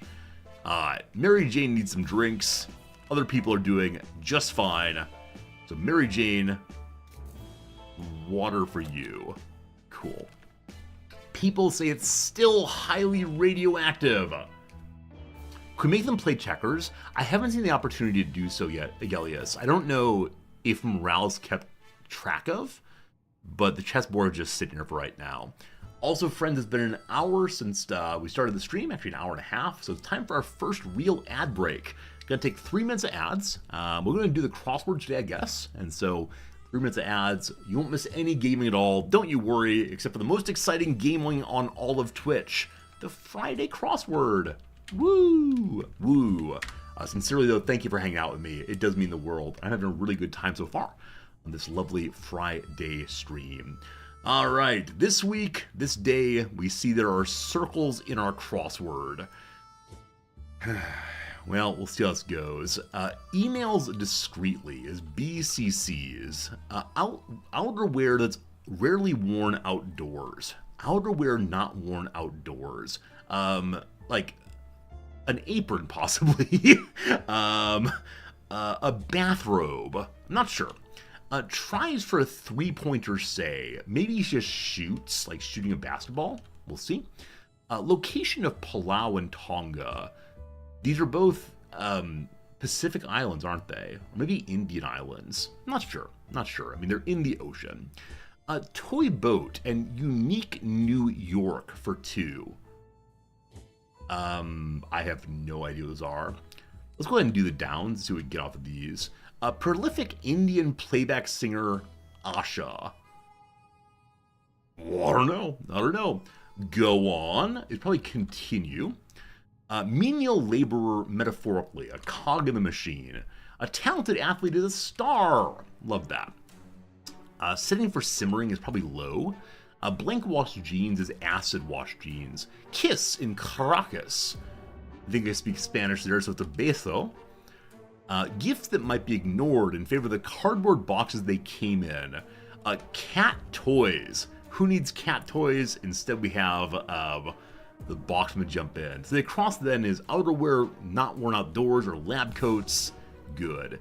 Location of Palau Tonga, they're Oceania, which is like the word for what? South, I would say southeast of Japan. Sure, it works. Toy boat, etc. I'm not quite sure. So let's go ahead and finish out some crosses or downs here as we can do after that. What a raised finger might mean. One, please. One, please.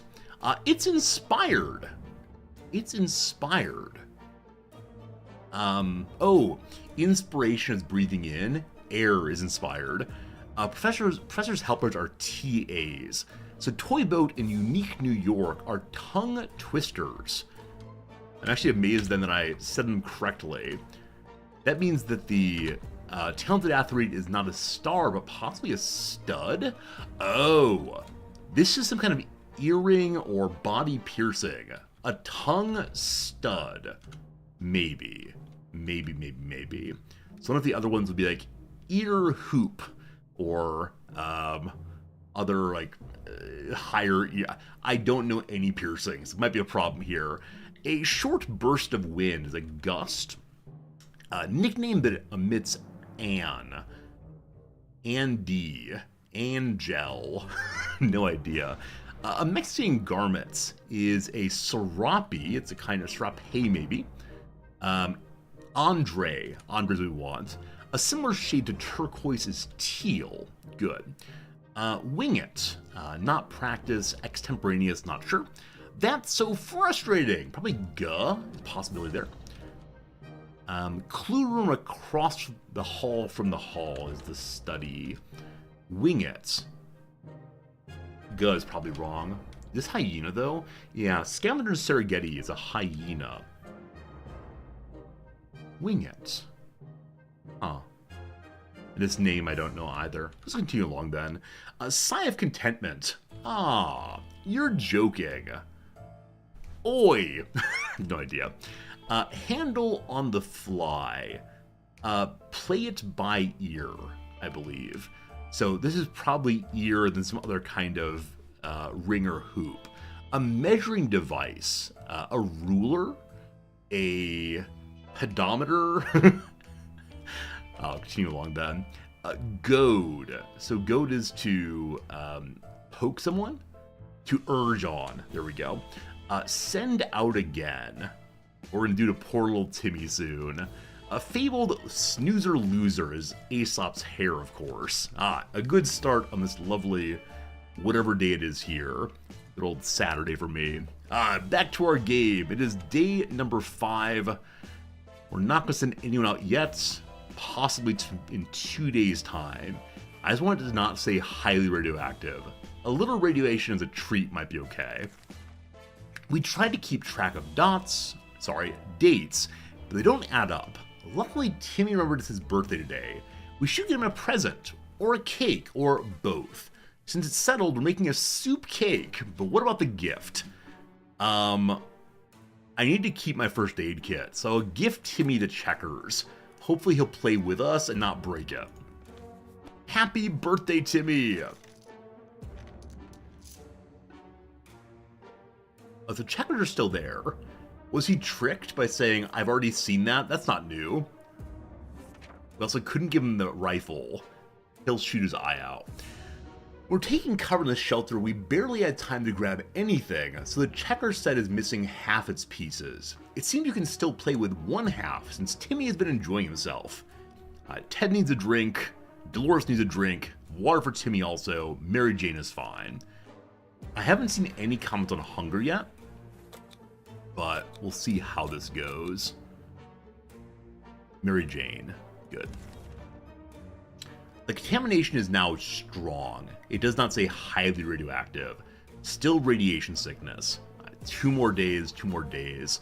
One of the cupboards in the shelter is a bit shaky, so we pulled it out to give it a new home. What? Oh, we pulled out the cupboard and moved it. In the process, we discovered a secret door. Where does it lead? No idea, but let's find out. We get the rifle ready and poke our way down through the secret shelter passageway. Who built this thing, anyway? Day 7.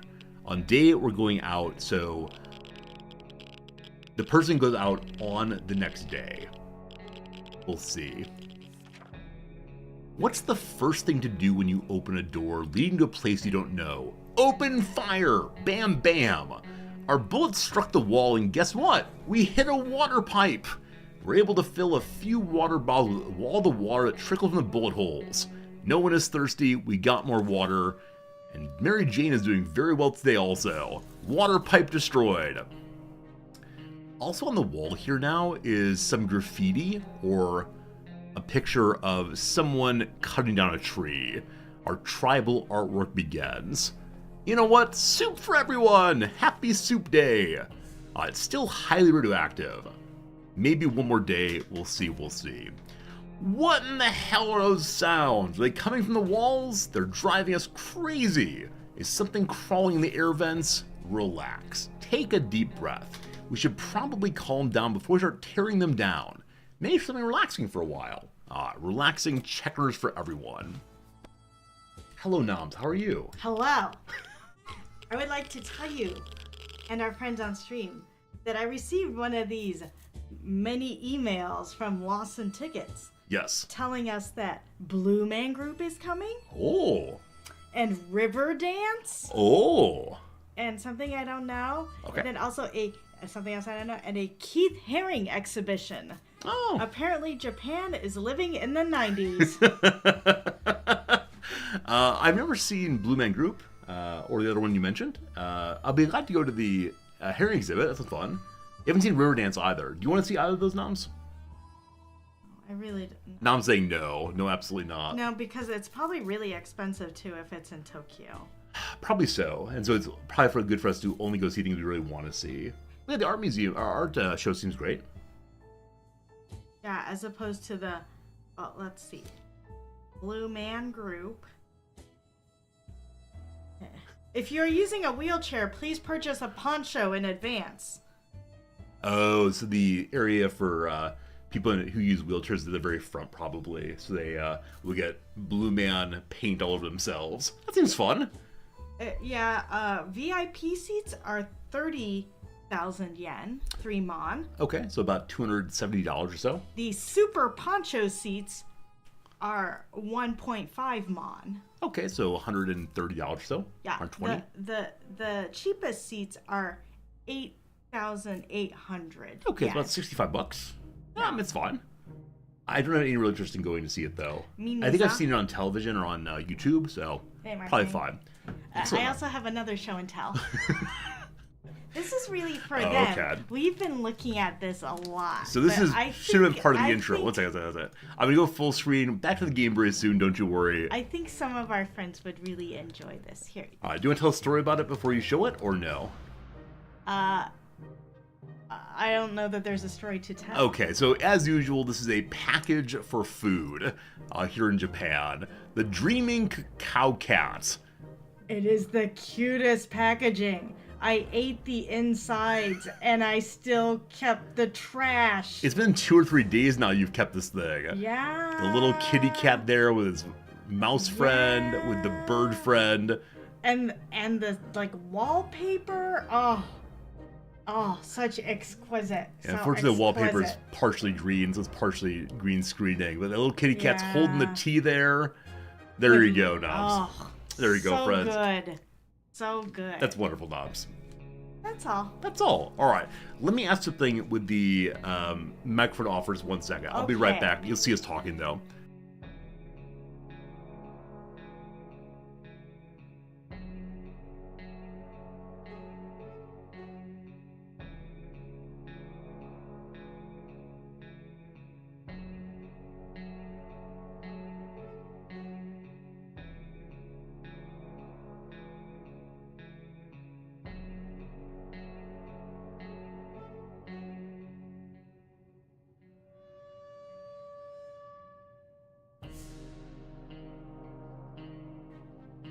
All right. All that handled in a kind and loving way. Everything is good.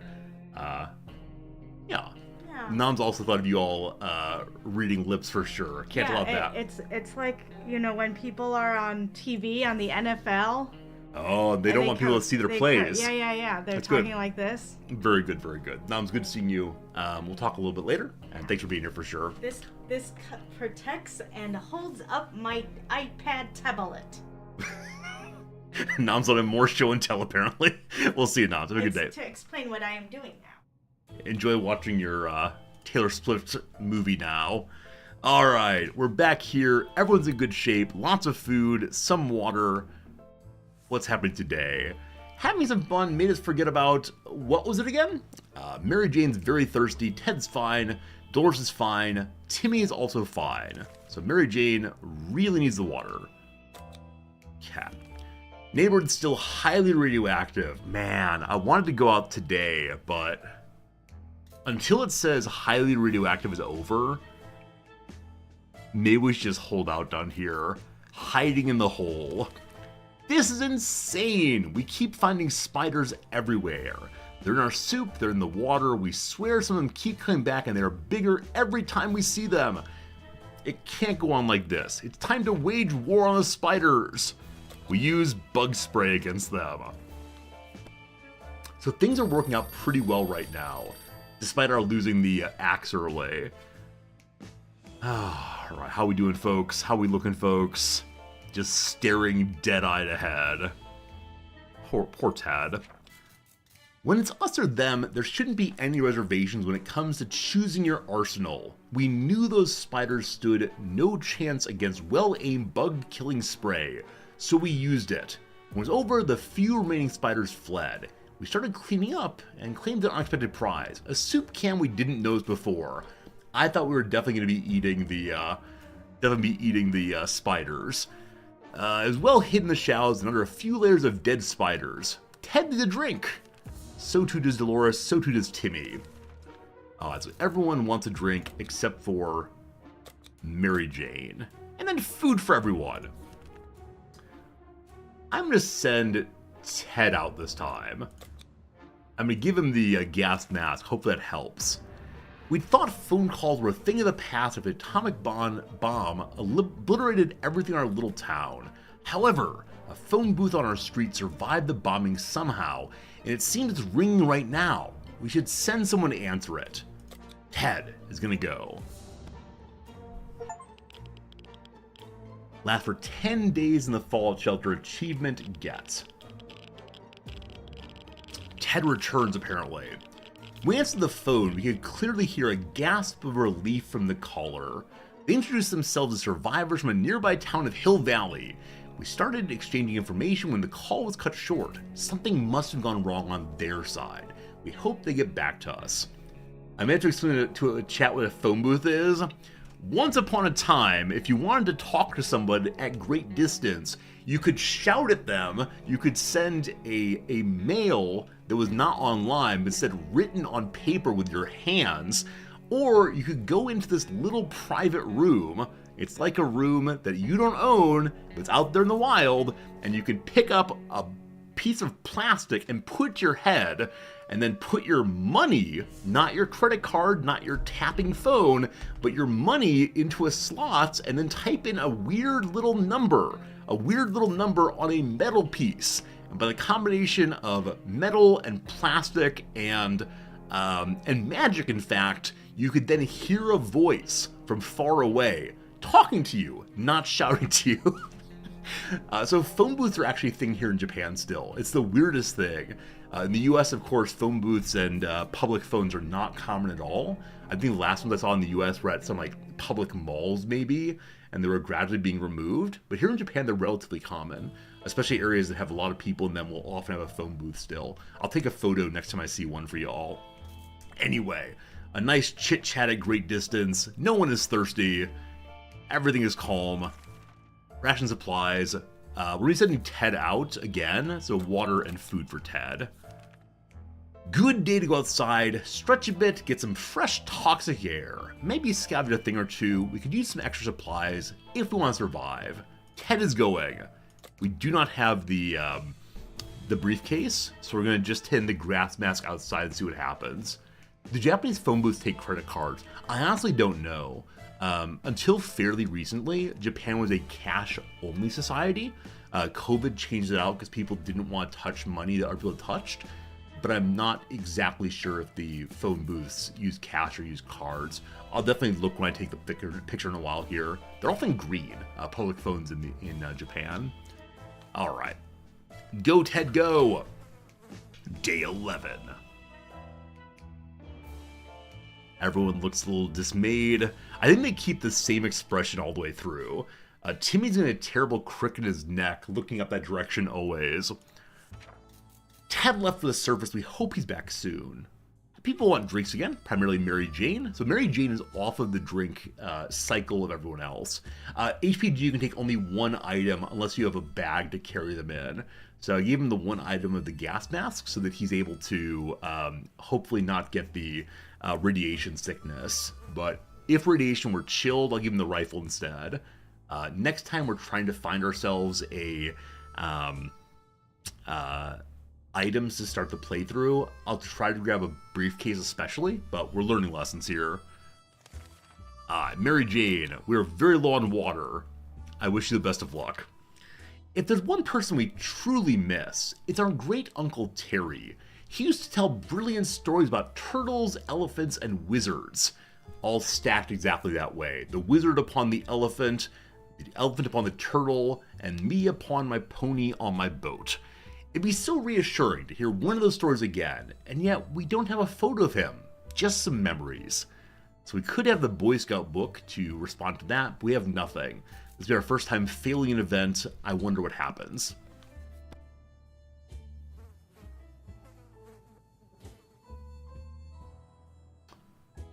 Ted is still gone. So we're left with no photos, no news, no happy thoughts. The world is cruel. Dolores and Timmy both want water again. So I'll give it to everybody and then take it from Mary Jane. And food for all. Sure, why not? Apocalypse or no, we can't ignore our kids' educational needs. Timmy has spent way too much time without reading a single thing. We need to get him to read again. Otherwise, he'll grow up to be an analphabetic savage. I've never seen the phrase analphabetic before, but I'm a big fan of that for sure. Alright, we're gonna have him read the chessboard. We'll spell out letters with the little playing pieces. Analphabetic. That's my new favorite word for the day. That's great. Ted is still not returned. Oh no. Also, looks like we're having some marks made on the wall now. So someone has counted to 10 so far, though we've been here for more than 10 days. So I don't quite know how exactly that works or why that works that way, but let's seconds. I've lost the game. There it is. Okay. What happened today? Good thing we have checkers. They contain an instruction sheet. Perfect reading material for a young boy like Timmy. Who would have anticipated that reading those 3 sentences too many times over would fry his brain a little bit? Poor Timmy. There's only 3 sentences in checkers. Let's see here. Put the pieces on the first 2 rows on each side and make sure they are on only the color of the pieces. 1 sentence.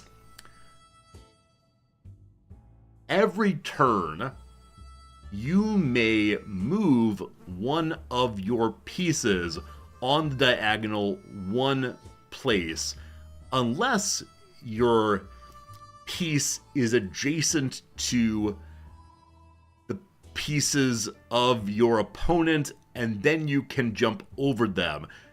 Okay. We now need to explain the winning conditions and the king me rule if you can get the far side there.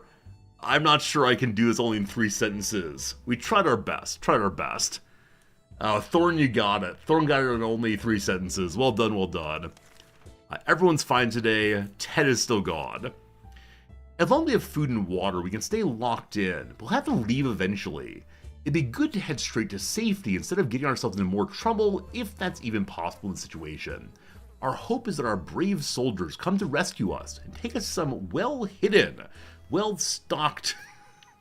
Exist, I love you so much. Well-stocked government shelter. Timmy had comics about those, so you know they must exist. All we do is make contact with the military. We have no radio.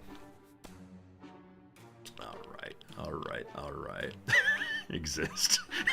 My favorite Wittgensteinian ever. 3 days of no Ted. Is Ted dead, man? If there's one thing we need to do, it's to use a radio on a regular basis to catch any emergency broadcast that might be transmitted in the area. It's either that, or it's strolling around outside waiting to be picked up. The first option sounds a little bit more sane. Timmy still hasn't rested, so Timmy's not looking at his light anymore. He's instead looking sadly forward. Mary Jane must drink once more. We are basically out of water. Traitor alert! Timmy's salvaged comic books are mostly harmless science fiction pulp. However, some of them don't feature the brave Astro Citizen program astronauts, but cosmonauts! That boy is eating up Soviet propaganda! What a disgrace! Should we banish Timmy to the wasteland for his traitorous ways and dispose of the blasphemous comics?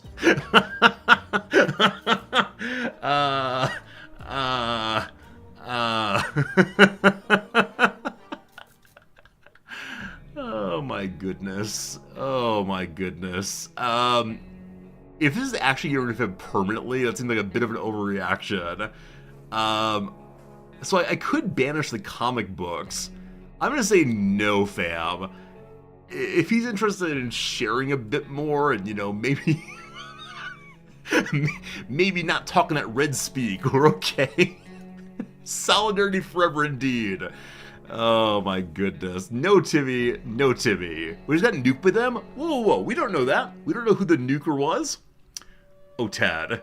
Ted had better be carrying everything in the world back with him. We graciously allowed Timmy to stay in the shelter despite his actions. We believe in the power of rehabilitation and second chances. Also, we're running out of toilet paper, and these propaganda books will do nicely. Timmy needs a few days to rest, so I guess that means that Timmy is not able to leave the shelter. I think we're also allowed to have one person at a time outside of the shelter, and that is Ted.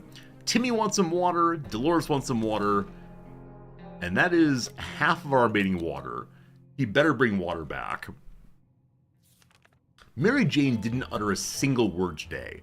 This is very odd. Maybe someone should find out what's going on with her. Sure, let's say hi. Hopefully she does not invoke Cthulhu in response.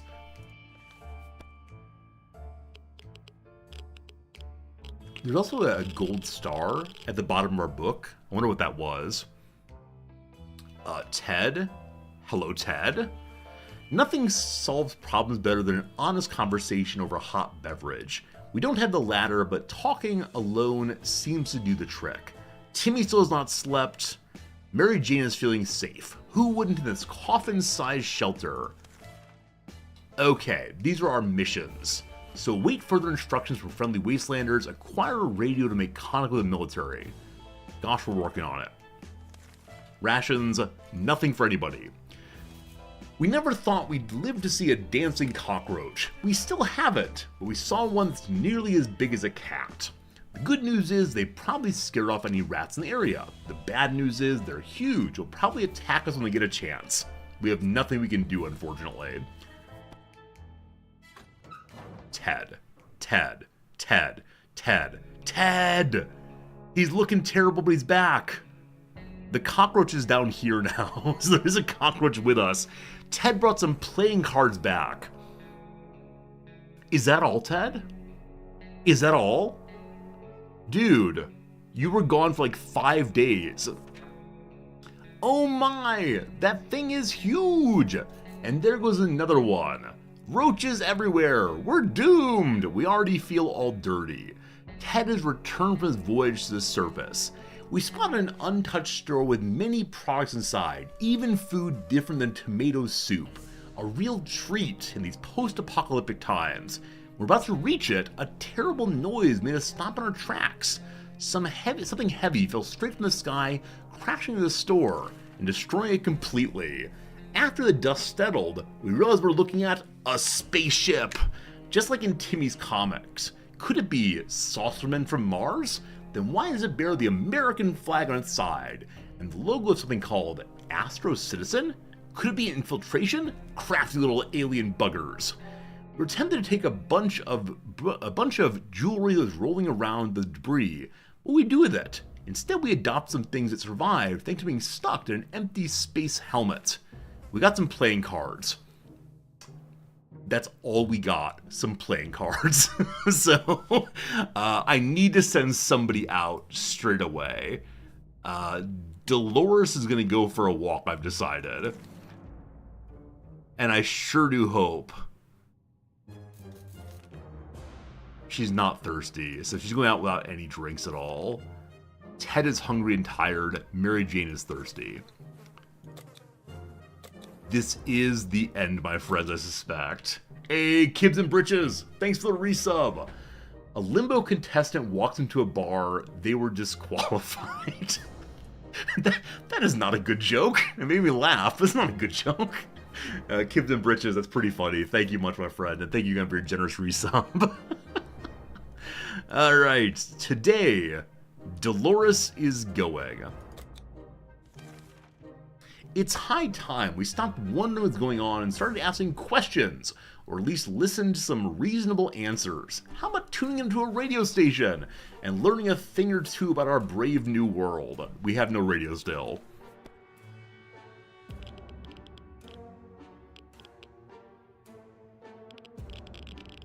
Did I not click Dolores? I thought I had. They say ignorance is bliss. Another day without any clue what's going on might not necessarily kill us. Ted wants water, Ted wants food, Timmy needs water, Mary Jane is fine, Dolores needs water. We have one water left. Ted, we choose you. Okay, now we choose to go outside. Got it. Yeah, you always send someone out the next day. It's time to visit the surface and look for supplies. Dolores...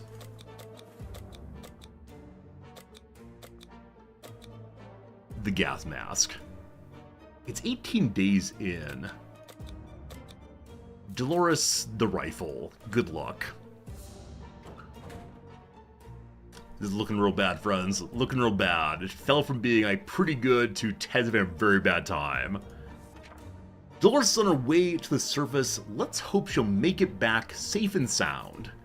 Ted's hungry. Ted's tired. Timmy's in terrible shape. We need to give him water now. Alright, soup has liquid in it, doesn't it? After all the days we spent down here, we're not exactly clean. We smell bad, real bad.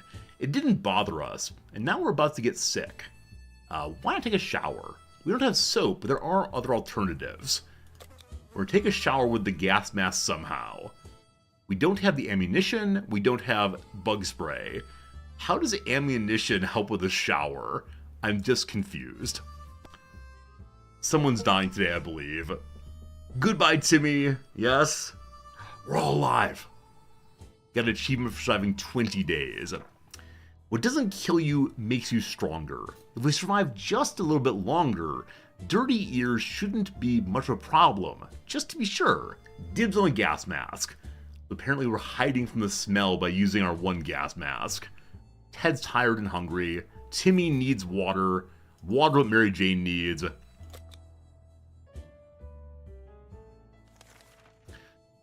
A young man paid us a visit today. He told us a story of his brave twin sister who went missing while spying in a nearby bandit camp.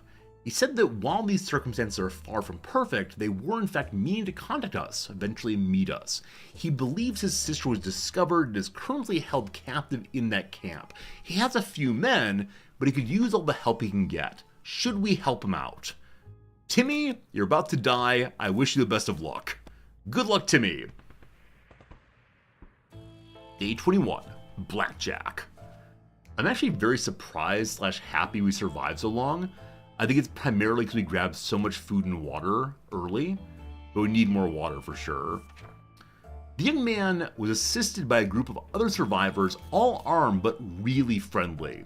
We found the girl, threw her a weapon, and fought off the bandits guarding the exit. Siblings were happy to be reunited, but also very confused.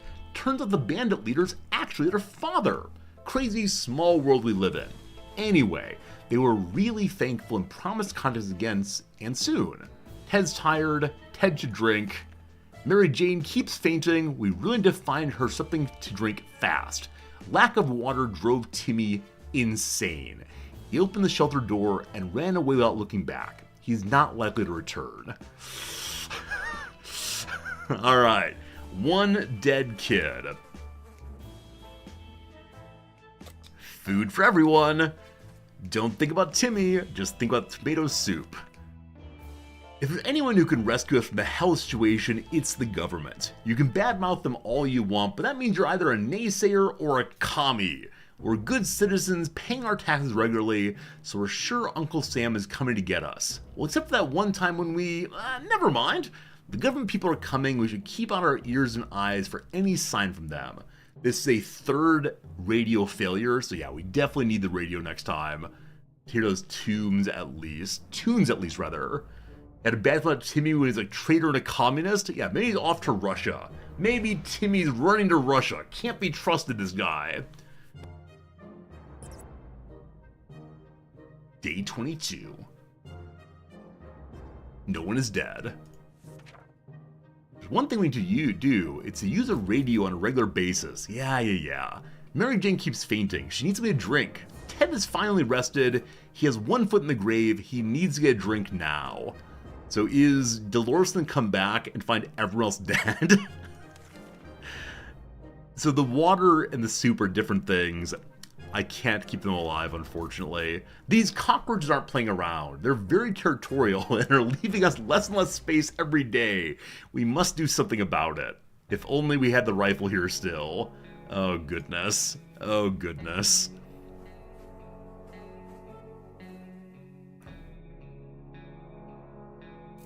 Where's the child? Where's the child, Ted? Living with the roaches can't be too bad, right?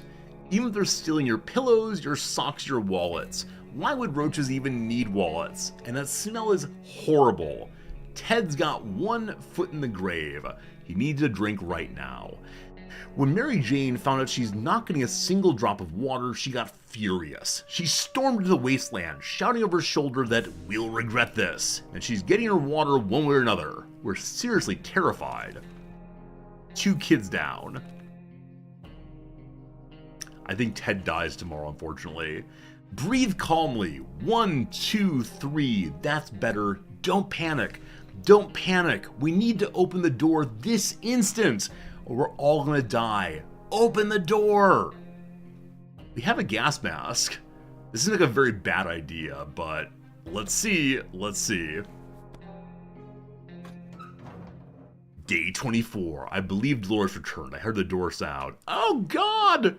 Oh God, it's horrible, and we have no water. Oh no. Open the door, and letting contaminated air in was a great idea. Now instead of phobias, we need to deal with vomiting. Dolores has come home safely.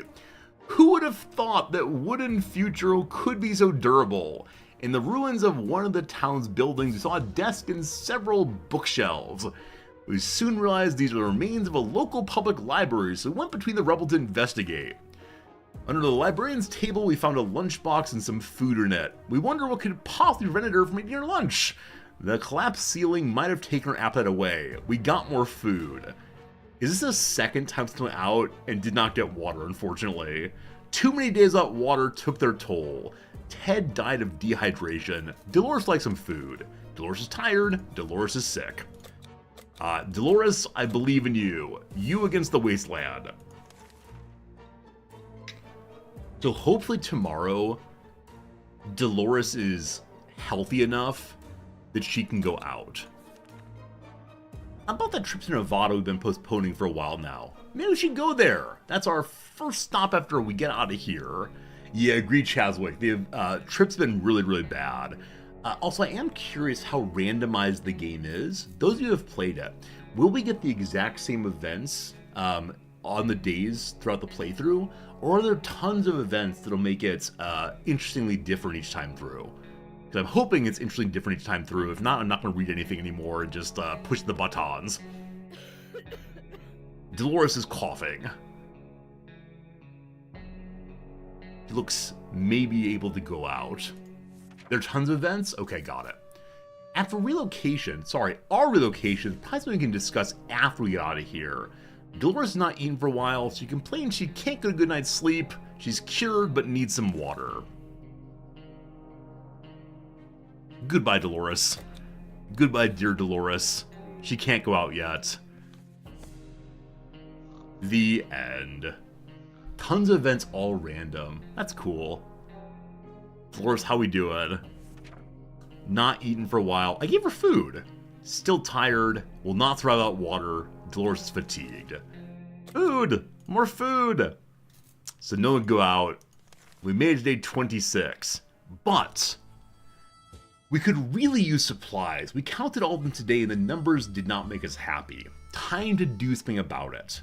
We know that a teacher from the local school managed to rescue a bunch of kids and lead them to a nearby building where they're relatively safe. And we could really use whatever they have. We could really use it. Right? Go attack the children. No. At this point, we're dying with our morality at least. We smile on our way to the grave.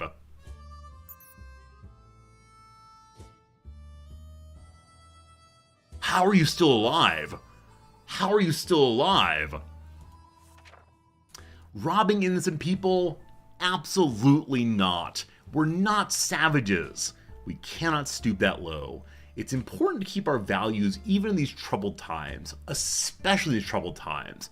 Let's set a shiny example and leave those poor people alone. So one thing I'm noticing is I kept giving people water on the very first day they complained. I think I was giving out water too freely, because now I know that it will announce over and over again that they want some water, they need some water, they will die without water, they will die without water, and then they die. So there's two announcements of this person is going to die before they actually die. That said, we didn't find any water, and that was terrible. Here's some soup. Yum yum. Dolores is too bad. We learned a valuable lesson recently. If you don't do anything about roaches in your home, you'll end up with more roaches. Not ideal. If we don't do anything about it, we'll end up all glowy like them. Dolores is back with the rifle. The end. I made it to day 27-28. Oh, Dolores. Oh, Dolores is all stretchy now. The roaches might have had the numbers, but we turned out to be strategic masterminds. After we murdered their leader and showed his severed head to the army, the remaining roaches scattered in panic and ran away. It If we only had a few drops of water, we could have avoided what happened. Doris died of dehydration last night. Surviving the apocalypse is no easy task, we can tell you that much. We survived 28 days. As you can see what events came on the way. Oh boy, oh boy, oh boy. We got to our third page of activities, and then dehydration. I feel really good about that as a first playthrough. I think we did pretty well, that's really quite fun. And we learned some lessons. I need the radio. I need more water. I need. So it's time to think about the 60 seconds again. Prioritizing things to the point that maybe we should leave a child behind. Mary Jane in particular takes up 3 inventory slots. And she wants her tuba. So do we leave them alone? Yeah, absolutely. Absolutely, we're going to ration our water carefully. Absolutely, we're going to ration more carefully, because now we've learned they don't need water as soon as they ask for it. So, we're going to do more of that. Geez, Resorty, I'm sorry. I'm trying to do a good job of thinking about the good of the family together, not just one person. Prioritizing children based on volume. I mean, I can carry 3 water for 1 Dolores. That's huge. Successful expeditions 2, items for expeditions 2. So it is the case. It is the case that we got very little from expeditions compared to the tutorial expeditions. We got quite a bit of stuff. So that is brutal. All right, that was a fun first time. Let's do one more. We should be able to drink our children's blood. I mean, desperate times, etc., but I'm not sure. For now, I'll try to save everybody again. And I agree, the expeditions were very slow. So, I don't know. I don't know how to think about expeditions. They've got to be good and useful. I wonder if we got very unlucky when we got back. So, we'll try again. Gotta believe, gotta believe. Whew. Water! The essence of life, the base of survival. Look at all that water. Oh my goodness. Alright. So this time we are maximizing... we're focusing on getting the radio, the family, the water. Some food be nice. I'd like the suitcase also. Radio... suitcase, family, radio, suitcase, water, family. What's up, sir? Good seeing ya. Hello to you today, everybody. I'm sorry, I'm turning into a monster playing this game. Lot to go, though. Lot to go. Are there alternate strategies to win? Oh, I'm sure there are. I'm absolutely sure there are lots of strategies. At this point, as a feeble new player, you know. What's up, waifus? Good seeing you today. No radio but maximize expeditions. Yeah, I mean, if there's a way to find a radio, that'd be absolutely huge. I'd love that. But as of right now, I don't quite know how to do that. Oh, cool. The options menu is inside of the car. This is new game. Do the children show up eventually, or is it just the parents? Possibly just the parents. There are multiple endings? Oh, cool. Cool. I'm going to stay with the middle difficulty. So even at the easiest difficulty, you still have 60 seconds to grab things, but you do get 10 more seconds exploration, and you also get some more items in the shelter when you start. But no, I'll stay normal. We'll see if we can do well this time. Because I know how to play Ted, I'm going to stay on Ted. Eventually I'll have to try Dolores, though. Here we go, team. Here we go. The radio. I agree. Radio, suitcase, water, family. Radio, suitcase, water, family. Radio, suitcase, map. Map's in that room. Water in the bathroom. Not seeing radio or suitcase. Suitcase. Suitcase, you have 3 spots. Okay, I grabbed some random soup. That's fine. See the axe. Hello, wife. You're right here. Axis 2 also. In you go. Have not found radio yet. Have not found radio yet. Wasting time looking for radio. This seems good. Radio! Haha! I can't pick up the radio. Why not? Oh gosh. Alright, so the radio didn't quite work out that time, unfortunately. Hello, Timothy! Timothy, you're nothing to me. Oh, this is gonna be the worst one ever. It's Ma and Dad and nobody else. Where is that radio?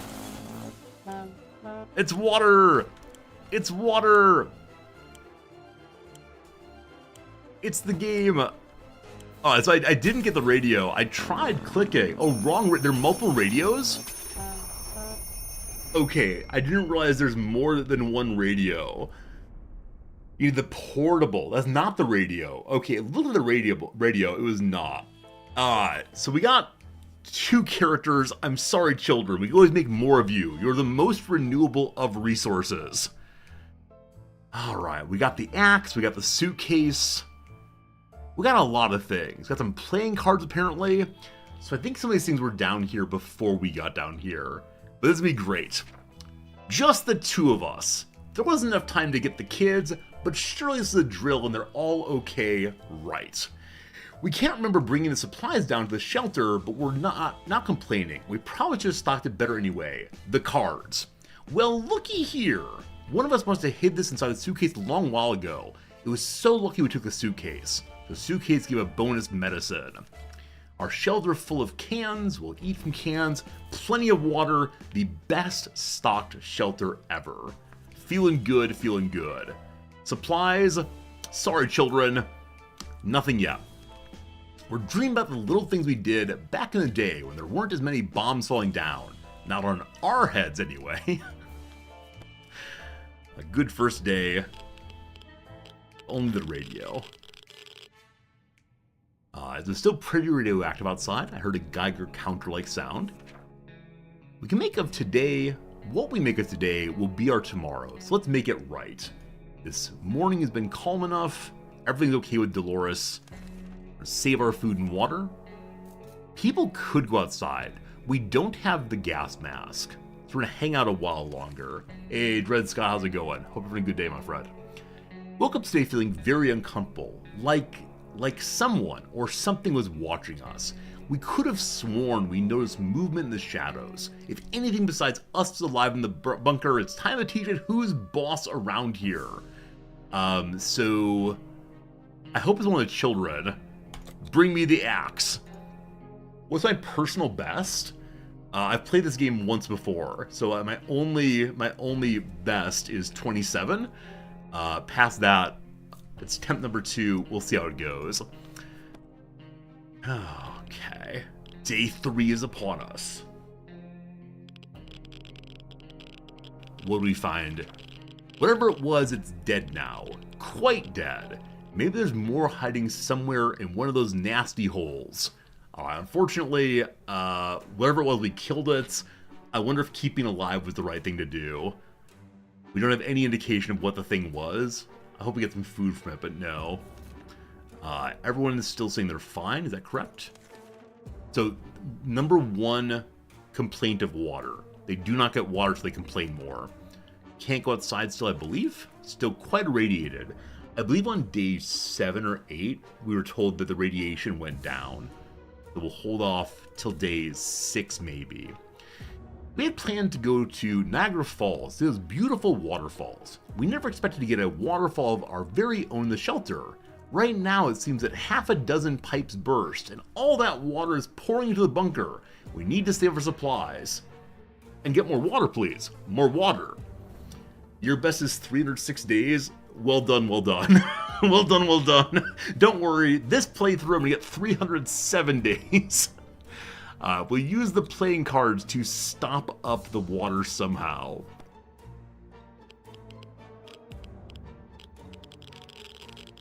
Day number 4. We're all about survival and poker games, so it wasn't too surprising when we went after our lucky set of cards first. Oh, so you're saving the cards instead. Not a single card got wet, but plenty of our supplies were submerged. After a while, the water level dropped, but the damage it did was extensive. We'll have to deal with that. And so we can see on the floor now, there's a water line of that water damage. How cool is that? That the shelter changes in response to the things that happen in it. Ted needs a drink, Dolores needs a drink. Okay, you both get drinks now. Very good, very good.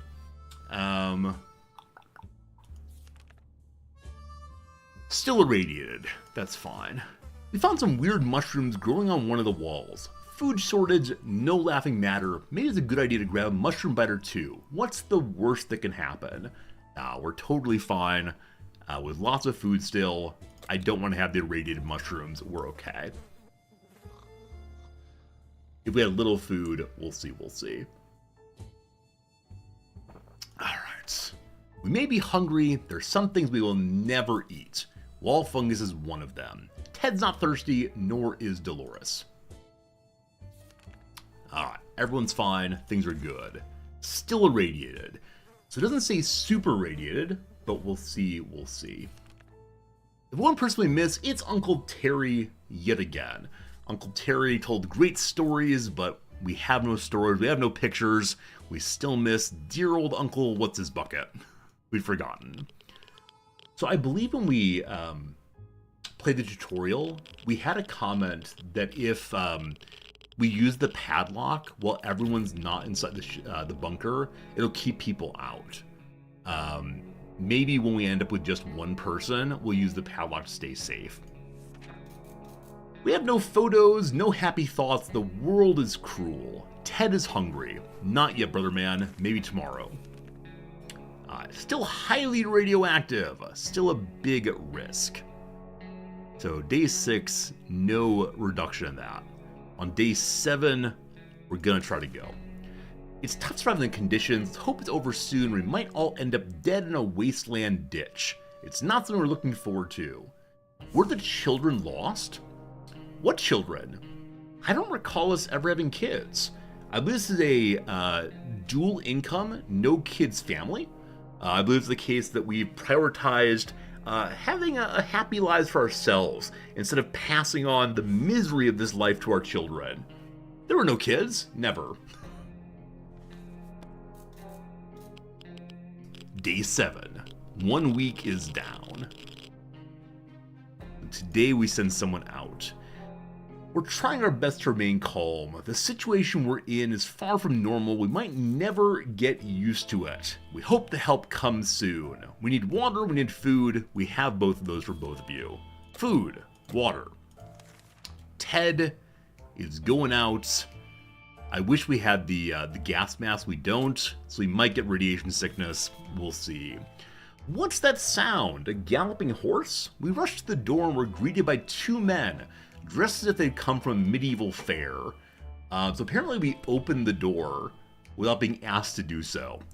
We identified the source of the sound. One of them was holding 2 rocks and hitting them against each other constantly. Is it Arthur, King of the Britons? The other was skipping and pretending to be a rider. They said they're looking for an antique cup, but they'd said they're looking... They said to be lost and be most grateful if we let them check our map, provided that we have one. So Thule, you're not able to send someone out until the next day. So you say you're gonna go out, which we did here, and then the next day you pick who gets to go. That's how it goes. We have no map to help them, unfortunately. Best of luck in your quest for the Holy Grail.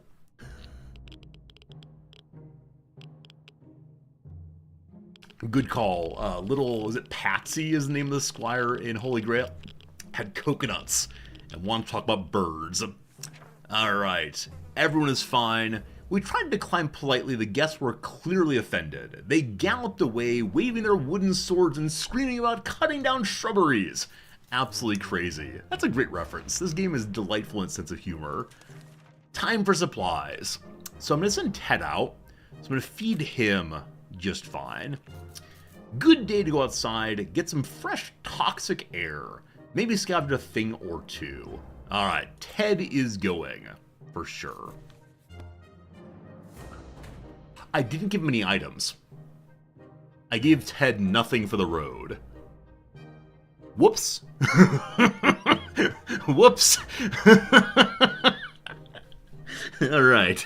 The clicking is problematic. Oh, no. Ted is gone with nothing in hand. Well, we're hearing strange noises coming from the outside or maybe in the shelter. Could it be? We found nothing. We feel like we're going crazy. We should probably get busy with something to keep us occupied before it gets worse. We have those playing cards. Dolores will play solitaire for a while. Or maybe cut them into little dolls and do a little doll dancing. Does the Geiger counter chance depend on how bad it is outside? I'm not sure at all. Alphanumeric. Maybe I should have waited until no Geiger counter. I'm not sure though. But I think the sounds that happen between the days do affect something. Oh, I can't believe it had nothing. Having fun made us forget about whatever it was. Everyone's fine. We have a situation. There's a group approaching our shelter and they don't seem like occasional friendly scavengers you run into. Not at all. They look like they're out for blood. Or cans. Probably cans. This is a terrible time for humanity if canned soup is enough to turn us into monsters. Anyway, we must defend ourselves. Let's lock that door. Got an achievement.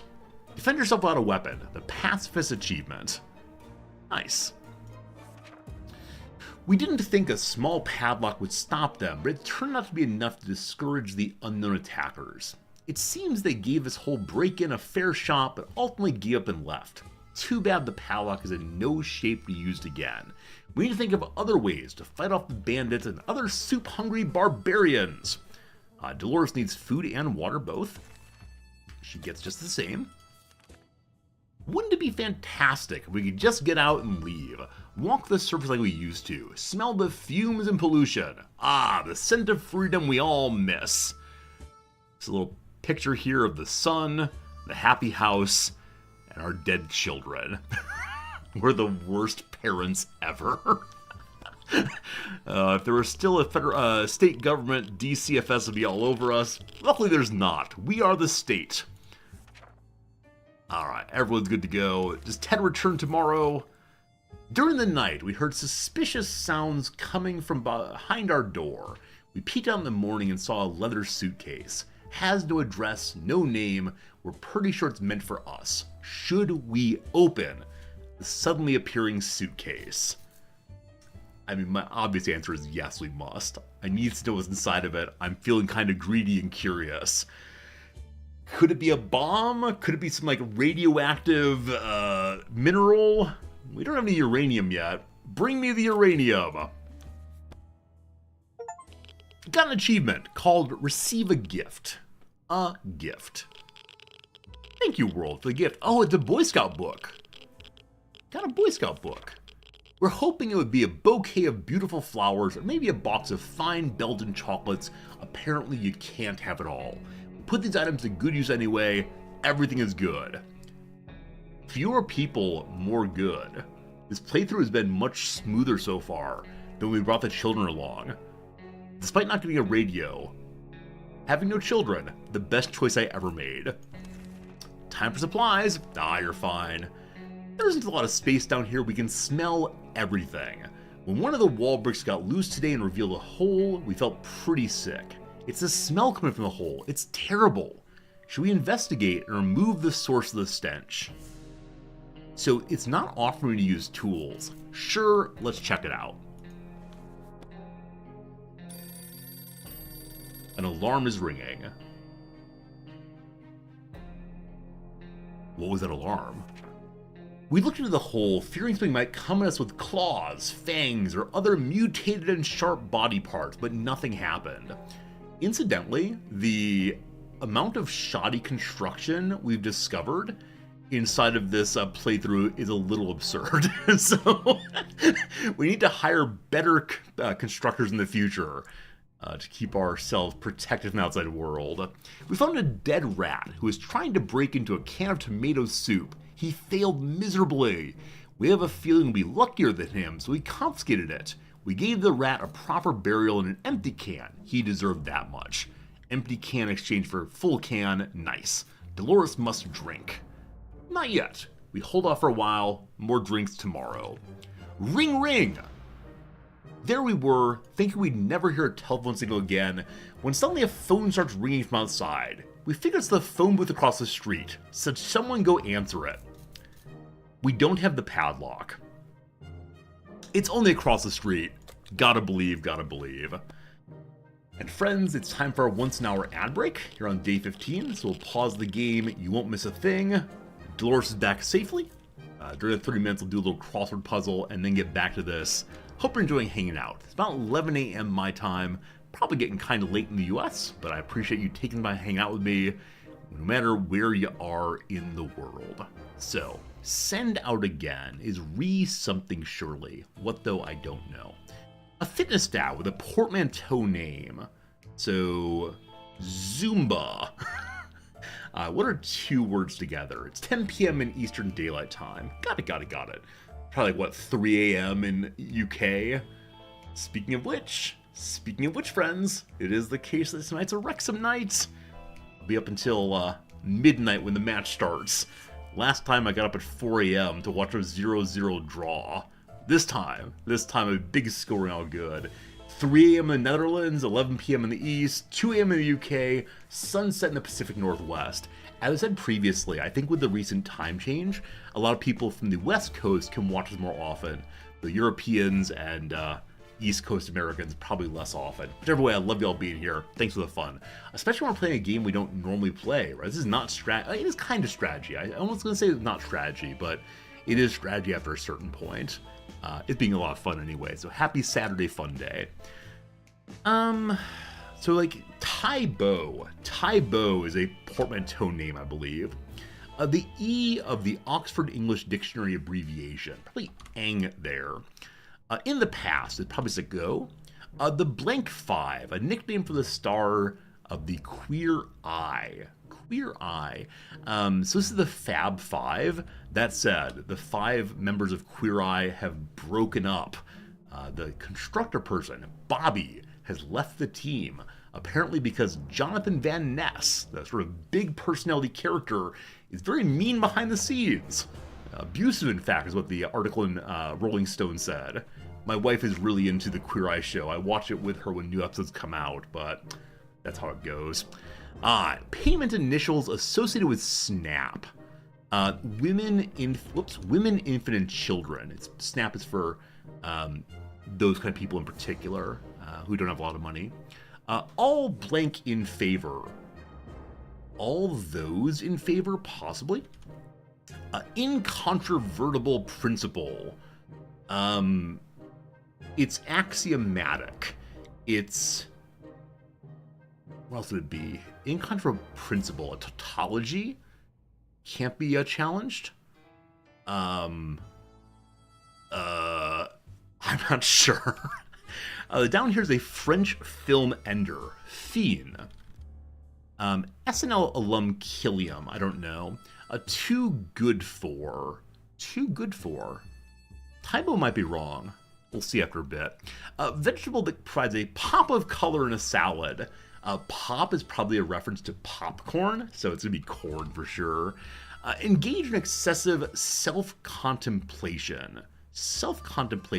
Navel gaze, of course. Navel is spelled with an E, yeah.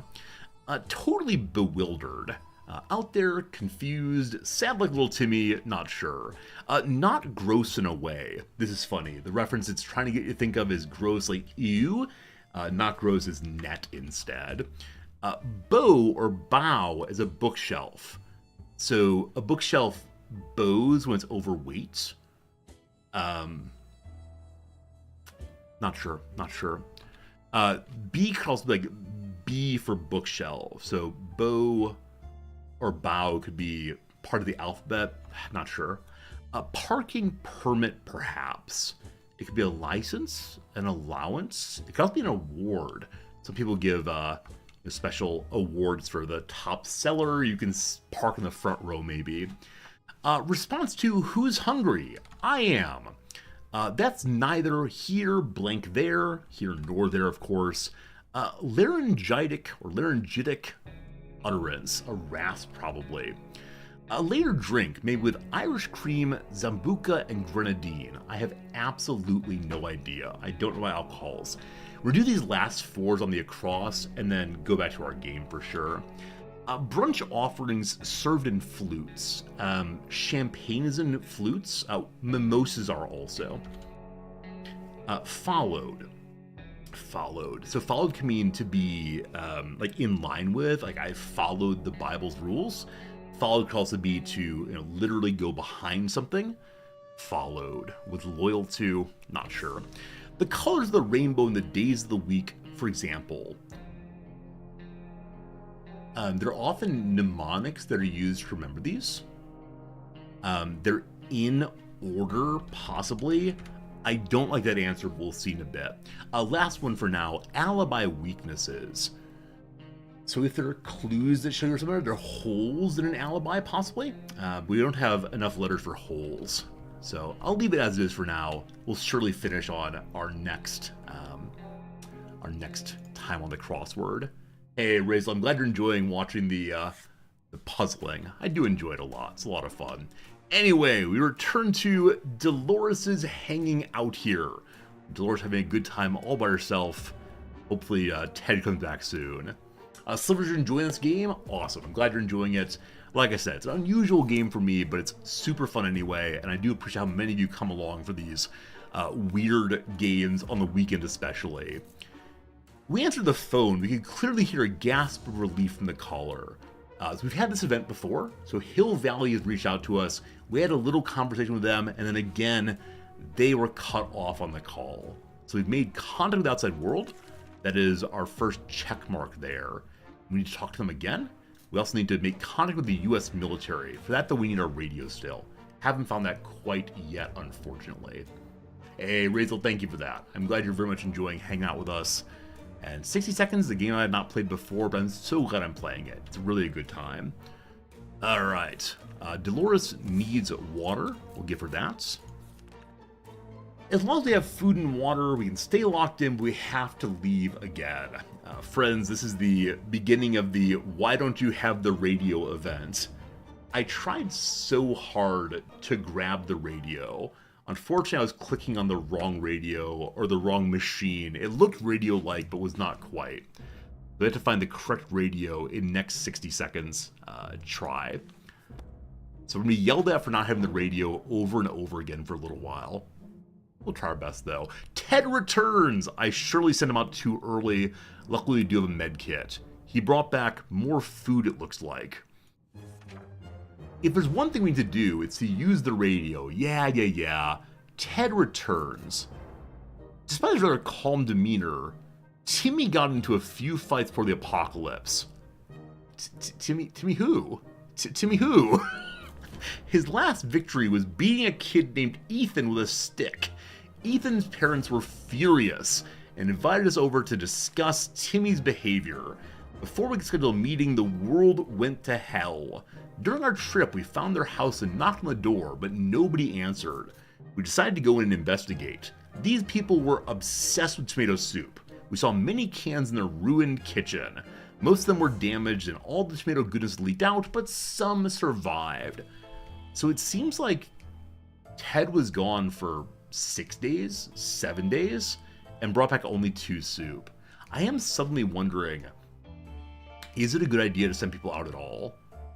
Like, again, I forgot to give him any items, so I wonder if he has more items, if he'll do more things out there while he's gone. We'll see. Ted is really tired and really sick. Dolores wants to eat. Alright, so healing. And Ted is hungry and tired. Dolores wants to eat. Alright, everybody gets to eat. Congratulations. Dolores, you're going to drink. I'm sending Dolores out. So the 2 parents are going to shift back and forth over and over again. Alright, Dolores, you go. Our town used to be a very quaint and friendly place before the blast. One of the townsfolk we often recall is an old man Jim, who sometimes limped through the street. Turns out he's alive and well and still homeless. Some things never change. He clearly misses us as much as we miss him. He's been banging on our shelter door for the past few hours, asking whether we want to buy a rock. I wish I could invite him to join us. Like, we have 2 spare chairs. Why can't Jim join us? Well, I will buy the rock. Hope it's not a mistake. I heard a cough. Hopefully, sick old Ted has not made our wife sick. We opened the door and greeted the old man with a smile. He was eager to show us his bag filled with a rich choice of rocks and convinced us to take one for free for old time's sake. We agreed, carefully chose the best looking rock, and the man left. We can't complain. It is a really good rock. Also, he claimed it brings luck. We'll see about that. Ted is hungry, is over his sickness, and is really thirsty also. So food and drink for you, sir. Now, I wonder if we can see the rock in here. We'll look in a moment. Dolores goes outside. We take items this time. I'm going to give her the axe, some food, and some water. I wish you the best of luck. We'll look for the rock next. Okay, I don't see our lucky rock, unfortunately. Ted is still pretty tired, though. Dolores is on her way to the surface. Let's hope she'll make it back safe and sound. She has items. Hopefully she uses them to find something interesting. Ted is fine, right? Ted is fine for right now. Might be safe inside the walls, but there are other problems to consider. None of us can sleep properly. We have to deal with this as soon as possible.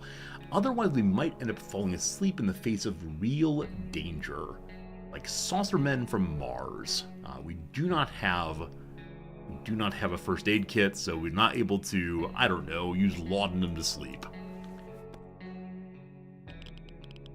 Day 19. So with the food we have, I feel like we're good to go for a while longer. That said, I feel like I had more water before. Maybe not. Bravely ignoring our symptoms, we tried to get at least an hour or 2 of sleep. No luck. We're even more tired than we were, and there are other problems we need to face soon.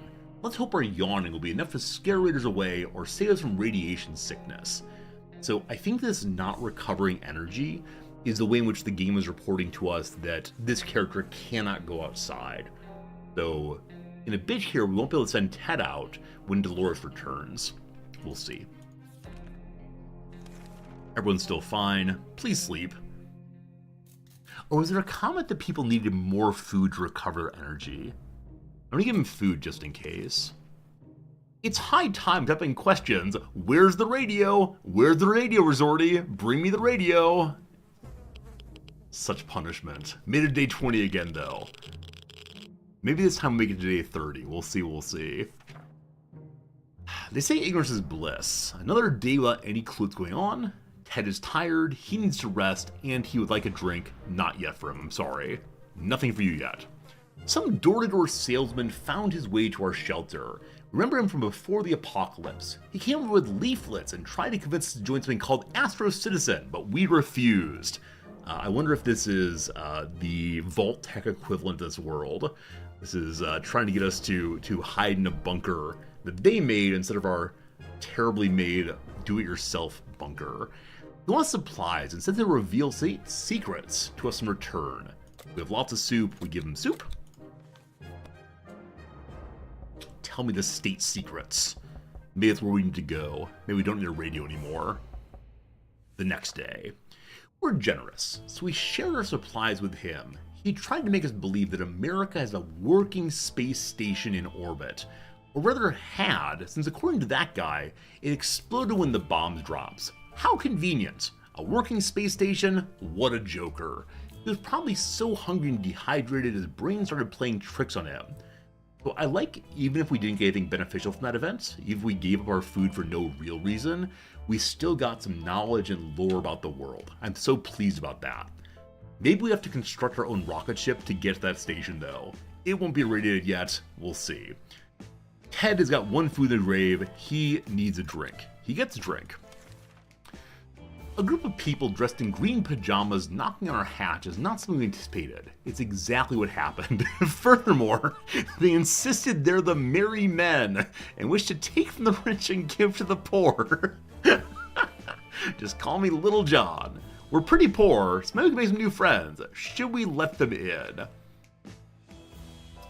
They're gonna say we're rich and take something, aren't they? Oh no. This is a weird event, because I wonder if it responds differently based on how rich and or poor you are. I love the merry men. I also love, Worf announcing, "I am not a merry man," in that excellent episode of Star Trek. I'm rich in life? That's true. I'm affirmed by friendship. Let's see what happens if you accept it. It's gonna be bad. It's gonna be bad, I can feel it already.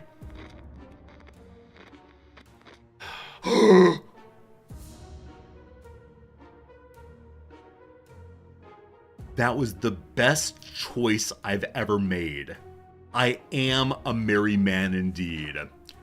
The merry folks were very kind. They noticed we didn't have a radio and so offered us one. When we asked where they got it from, they said, the 1%. We have a radio.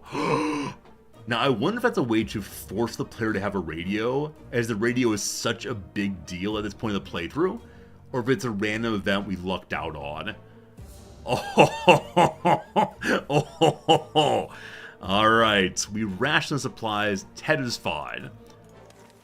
It is time for us to use our radio to contact the government. Bum, bum, digga bum, bum.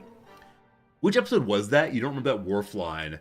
I think there's one episode of Next Generation where they spend time in the holodeck as Robin of the Merry Men. I don't recall exactly which one it was, but it's one of those holodeck episodes, I'm fairly sure. I'm sure you just Google for Worf Merry Man, you'll find the a YouTube video of him announcing that.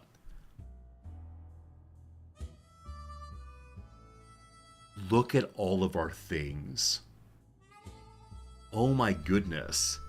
She brought back a rifle, and a map, and water, and food, and bug spray.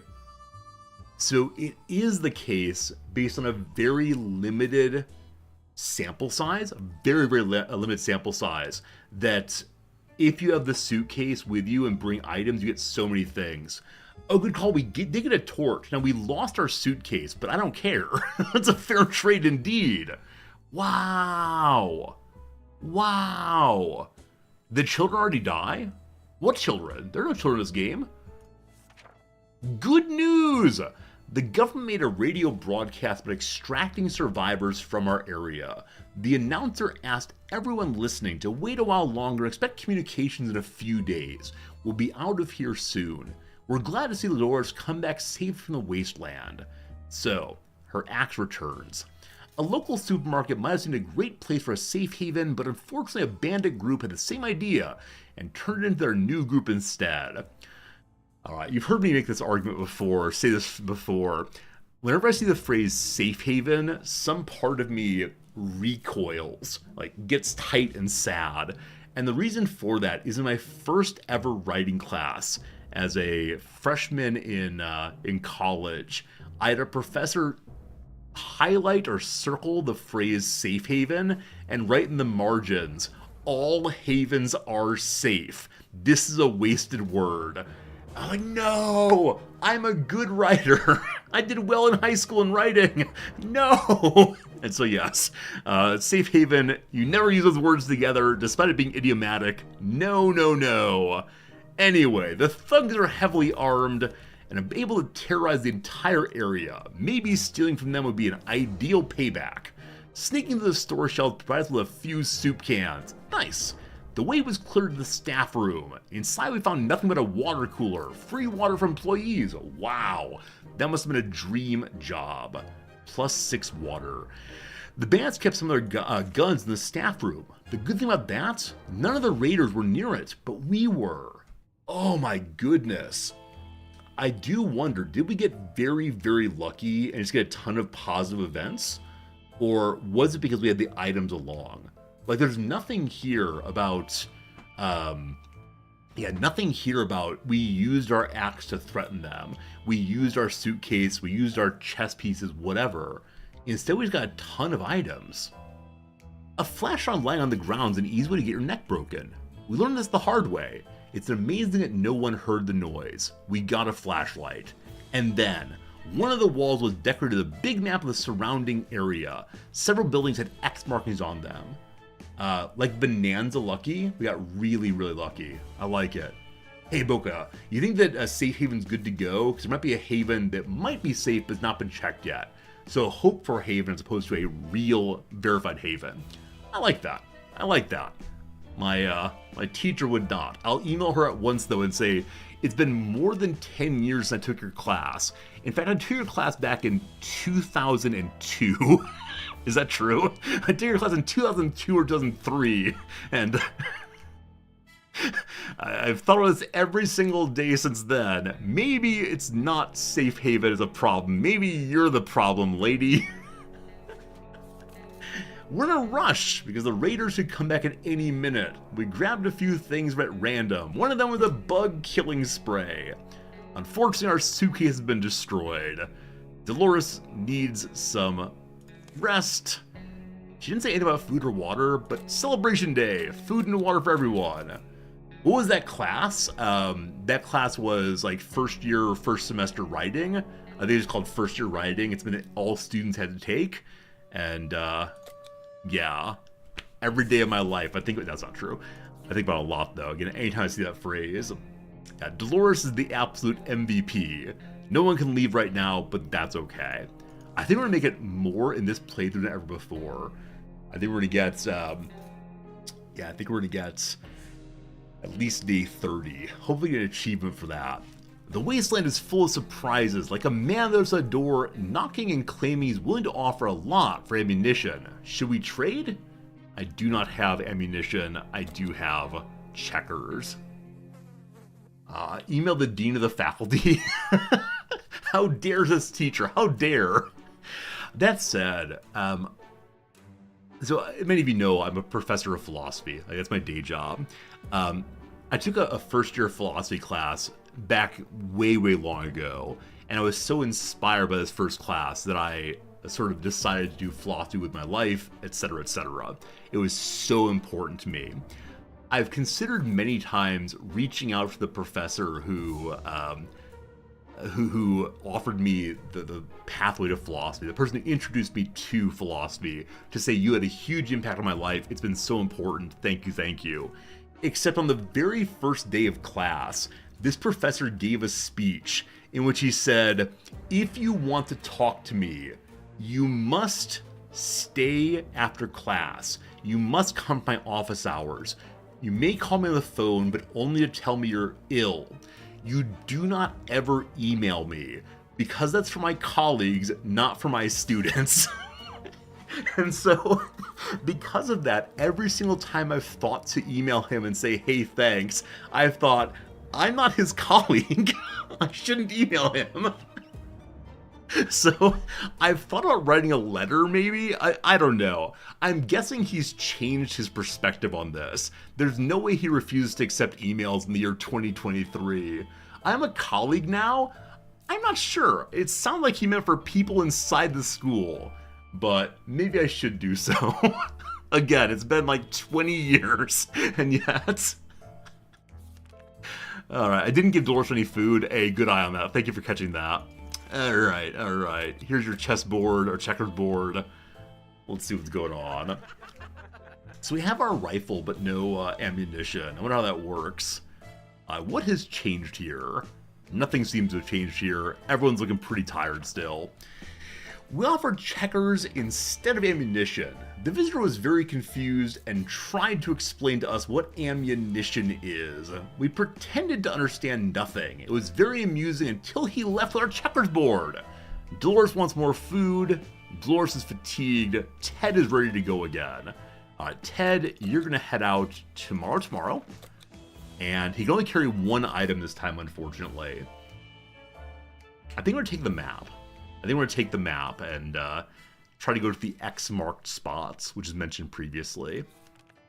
A note on our doorstep took us by surprise. In it, we found a request to bring some supplies to a set location, signed, Friends? Friends? What kind of friends? We don't know who these people are, but here's our chance to find out. They're promising to make it worth our while. Should we help them? Many of you have asked, if I were a Crusader Kings 3 character, what would my personal traits be? My personal trait would be trusting. So, like an absolute rube, I'm gonna go meet these friends, because surely people or enemies could not say we're friends. Lying in a video game? Never. There's someone who lives in the area of my college who I could send to the professor's office hours to ask if I could email him. My mother lives in that area still, but no one else. I don't want to make my mother go see a teacher, because if any mother ever came and visited me, I would not be terribly pleased. Alright, welcome Ted to the day you get to leave. Also, his beard does get bigger and bigger. I wonder if eventually it becomes like the beard in Don't Starve, where you can hide inside of it to stay warm. We arrived at the location and met the people who sent the letter. Twin siblings, a brother and a sister. So we've met these under other conditions in the last playthrough. They're taking care of a group of survivors, mostly children, elderly and injured people, who can't scavenge themselves. They told us they're searching the town for any and all good and decent people in hopes of uniting their strength and making everybody feel safer and cared for. They thanked us and promised to stay in touch. How nice. I will do anything to help these people. I must. Dolores would love to eat something for one. Okay. Dolores is tired and can't seem to sleep it off. Nothing wrong with Ted at all. So Dolores, first time asking for food, we're gonna say no. Hey, I'm Typical Gamer. How's it going, friend? Thanks for the follow. Good to have you here with us. So Dolores, you get nothing yet. It's a good day to go outside. Alright, Brother Man gets to go with one item. I'm gonna give him the map. Hope he finds some good stuff out there. Dolores didn't come back with the food or water, I believe. And so I kind of wonder if you give them food and water when they're out there, if they don't come back hungry, or if those can be used in events also. Ted left for the surface. We hope he's back soon. He has the map with him. Dolores is asking for food still and for water. I'll give her both now. We still have tons of it though. We could really use more supplies. We counted them all today and we're not happy. That's not true. That's not true. We have lots of water, lots of food.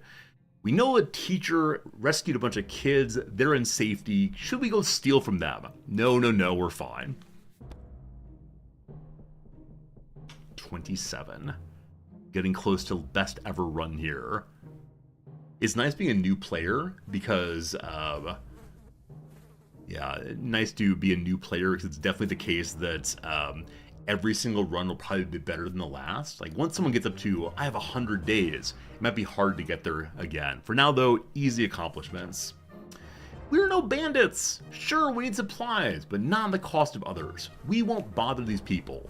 A man who takes canned tomato soup from another is not worthy to taste that soup. Let's hope that everyone else out there is as decent as our family. Dolores wants more food, and she wants to sleep, etc. Did I take all the people? No, I didn't take the children this time. I intended to, but I didn't do a great job at that at all. A stranger pushing a rusty wheelbarrow. Yeah, I should mention, like, I tried to take the children after I took the radio, but I could not find the radio, and so I ran in circles, not taking anything for a while. Our 60 seconds was somewhat wasted. A stranger's here, claiming a trader looking to barter for items he requires. He will give us water in exchange for our items. Absolutely not. Still lots of water.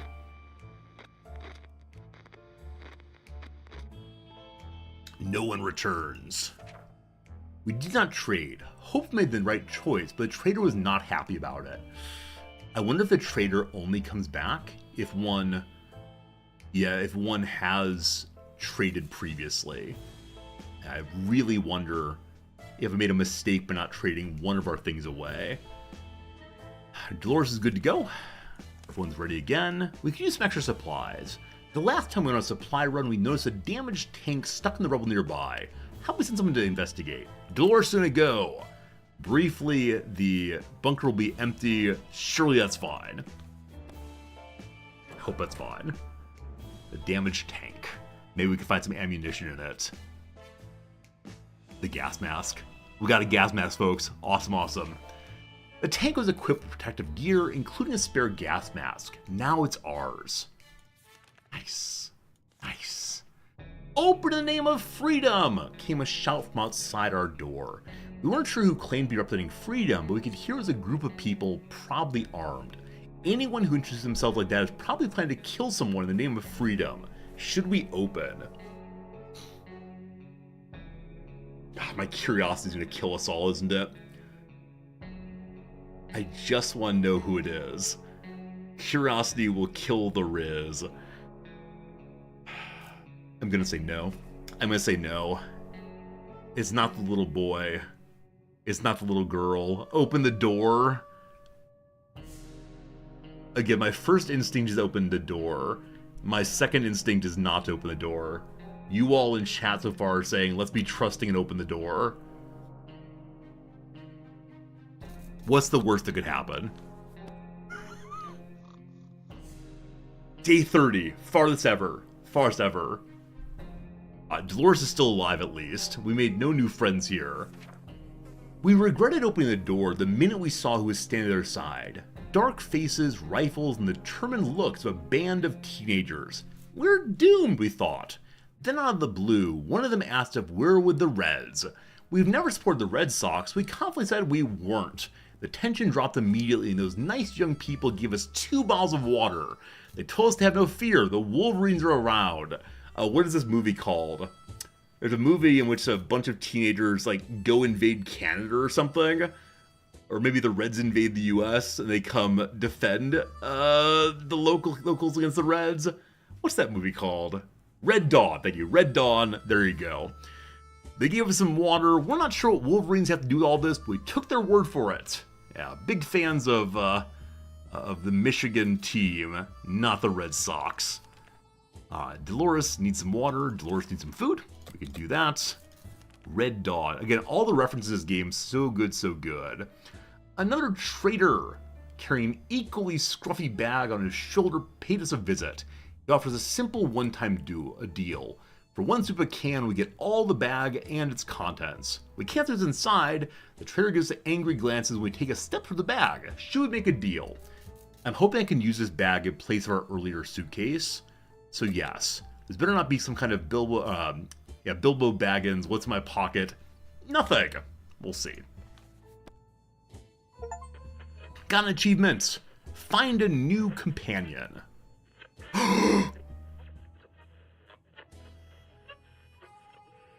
It's little Fritz. We got little Fritz. This is the best event ever.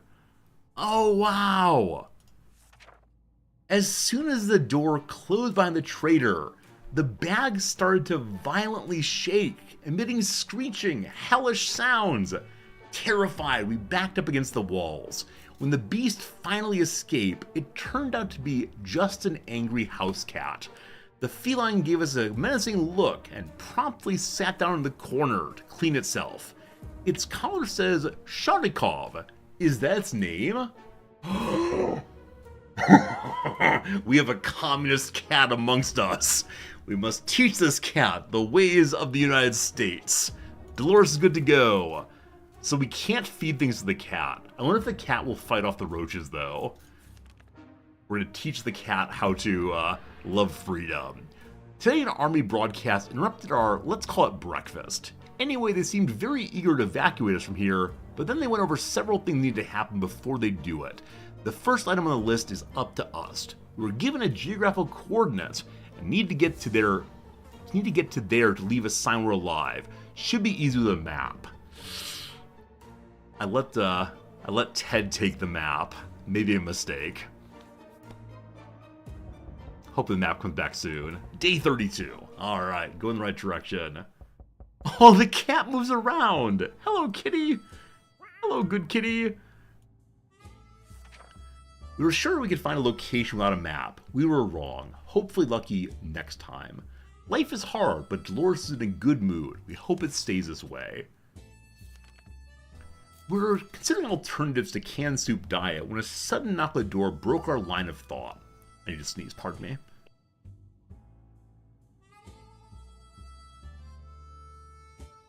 It turns out we were visited by a band of survivors who were in pretty bad shape. All they wanted was to get something to drink, a bite to eat, or at least clean bandages and medicine to attend to their wounded. I take care of anyone who's not doing well. We have a lot more water than food, I believe. So I'll give them the water. Yeah, we have a giant water bottle on here still. Tons of water. Good Guy Resorty playthrough continues.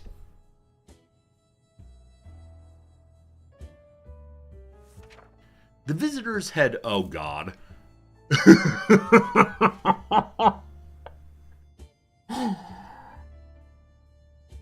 We had one really good expedition. And now... I didn't know that was possible. Our visitors had problems finding enough words to express their gratitude. Many tears shed, smiles and hugs exchanged, and they wished us all the best. It's a great feeling to be helping someone out. They left soon after to seek the shelter in the ruins of the town. We hope they make it out there. Ted's been outside for far too long and still has not returned. We fear he isn't coming back. Dolores must need a drink.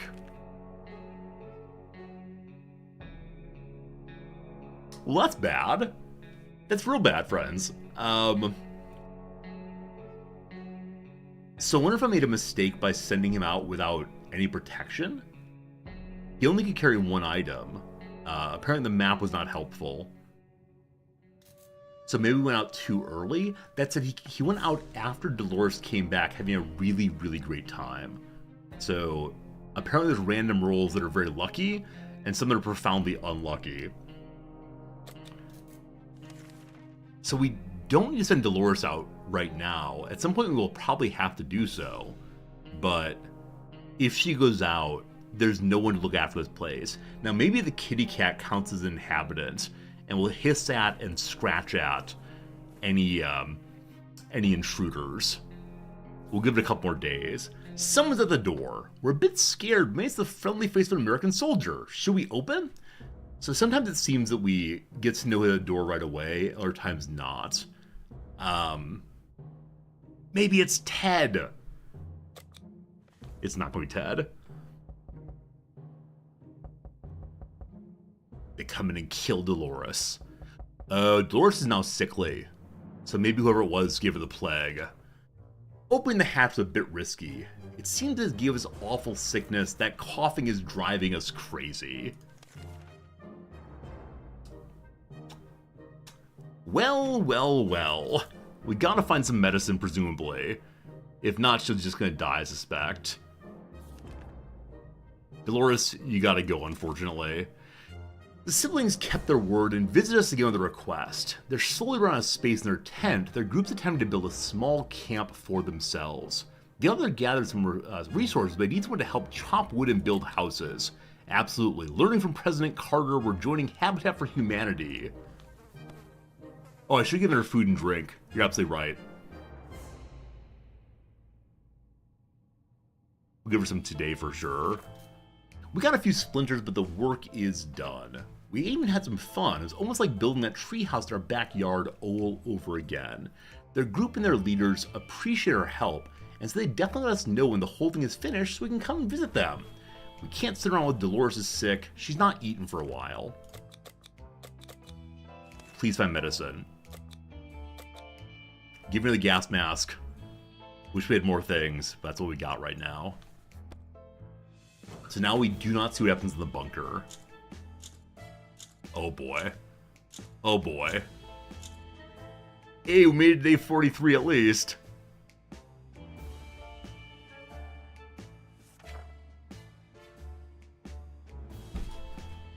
Ah! Dolores is on her way to the surface. Let's hope she'll make it back safe and sound. We don't think Dolores is coming back from the surface. It's been too long. So maybe sending people out when they're ill just kills them. Well, we learned to be important this time. We didn't make it. These are our final words, and our advice to anyone who reads this is... Made it for 43 days. At least we have the kitty cat. At least we have the kitty cat. That's okay, though. That's our best time we've done. 43 days. Pretty cool. It's about 11:45 my time. Let's go ahead and do one more playthrough of this, and I'll need to go. We had 2 of 4 successful expeditions with 16 items, compared to the 2 previously with 2 items. It's a lot better. It's a lot better. We have to decide now, what do we prioritize? One more try. Gotta get to day 50. I'd like to get the radio. Not bringing along the children seemed much stronger than last time. I feel bad not bringing the kids along, but yeah, I think suitcase radio was so good. If I can find the radio. Like last time I thought I found it, it didn't work. Alright, suitcase, radio, family, water, food. Taking Dolores this time. We'll see what's new here. Just grab anything and throw it in. I mean, that probably is one strategy. Alright, does Dolores have only 3 hands out of 4? I kind of expect that's the case.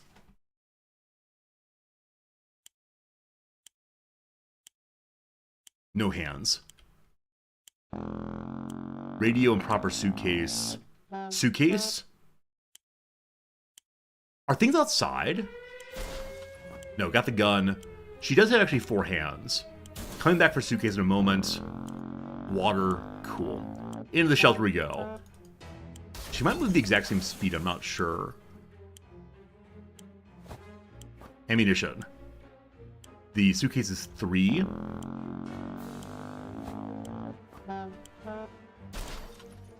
Need family still.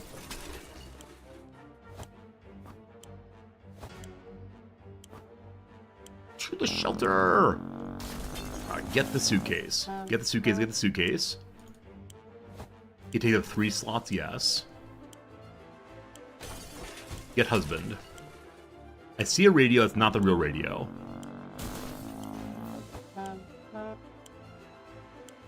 Good time for one more. Gas mask. Well, that's that. Still not see the radio. Still not see the radio. Got an achievement called Live to the Nuclear Blast as Dolores. So we got achievements. Another achievement. 216. Collect 10 water bottles from your house. Good. This game looks fun. Oh, totally agree. And it's actually on sale right now. It's part of the Steam Spring Sale. I think it's half off. No radio. That said, the map is down here already also, and I think the rifle was as well. First time ever we have ammunition for a rifle.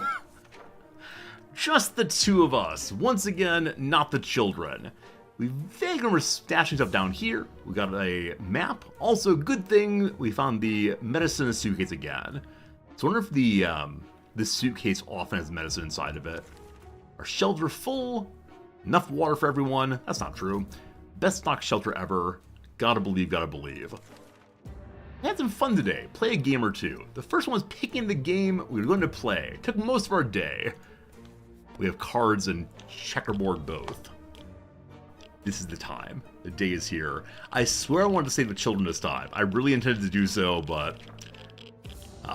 playing this silent game is a good idea. The silence is too annoying, and we stopped. Everyone's doing fine still. Saving our supplies. People can go outside. Not yet. We're going to go outside only after day 7 with the gas mask along with our other items. Both the times we've taken the luggage out so far, the luggage has been broken on the way back. Hope it's not guaranteed. The trash can of ours is getting disgusting. We're all spitting into it? Like, what's going on? The good news is, we don't have much of an appetite. We see it, so we're saving some food. Yet for some reason, we like to tidy the place up. The giant green cockroaches are a good motivation. We have the bug spray. Awesome. I still hear Geiger counter sounds. Hey, Giant Parfait. How's it going, my friend? Thanks for that follow. Your name is written in Japanese. I don't know the first kanji. Second one, though, is die. Die pa fui. Die pa fui? Something like that. Hello, friend. Alright, that was close. A nest of glowing bugs might have been more than enough to drive us out into the wastelands. Roaches are the worst, but radioactive roaches? Yikes. People need drinks again? That's our first complaint, so we're gonna wait for another day. People come outside? Absolutely not. Tough surviving these conditions. Let's hope this will be over soon, or else we might end up dead in some wasteland. That's not something we're looking forward to. We're not gonna die. We will live, we will survive. Alright. You're watching your playthrough. It says, Kyurai Parfait, giant parfait. Awesome. I live in Tokyo. My Japanese is not very good. I've only lived here for a while, but thank you very much for teaching me giant parfait. Cool. Okay. It's hard not to worry considering our current situation. Some days we're struggling. Dolores needs water. Ted needs water. Everybody needs water. The water for all. The contamination is still strong. We're fine. It's really weird. You get a feeling something is watching you. A rodent, maybe? Bring the rifle, start blamming along.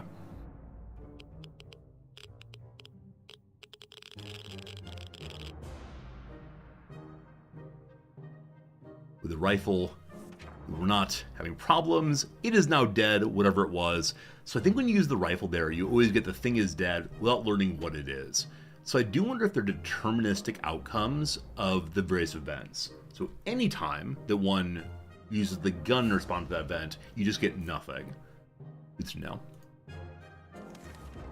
Time for supplies. Everyone's fine. This is terrible. We can't sleep. We're having problems with sleeping ever since we got down here, and now it's worse than ever. If we don't deal with this problem, we won't be able to cope with anything else that waits outside the shelter doors. So I'm guessing that if you don't sleep, your characters both become exhausted and can't leave. I want someone to leave fairly soon, so we're going to use the medicine. I might regret that. We'll see. And learning which events are worth responding to and which can be avoided safely. Probably part of improving this game. Our first aid kit was well stocked with a variety of medical supplies, including some sleeping pills. We never thought we'd use them, but in these conditions, the right thing to do.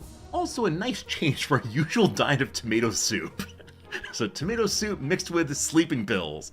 We're all well rested now and can enjoy our time, or can we? So we use up our entire medicine kit on just the sleeping pills at all. In the report, everyone's fine. I believe tomorrow we're sending Ted out, so I'm gonna load up on food and water. Tomorrow, Ted goes out.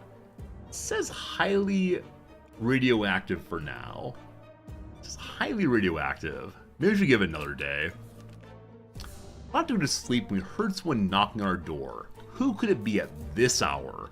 Who would it be in this part of the wasteland? How did they survive the nuke? Should we open up? It's dark nighttime. Maybe it's raiders. Maybe it's a lost person. Maybe it's a baby. Maybe it's a cat. Let's open the door and see who it is. Made it 1 week. Nice.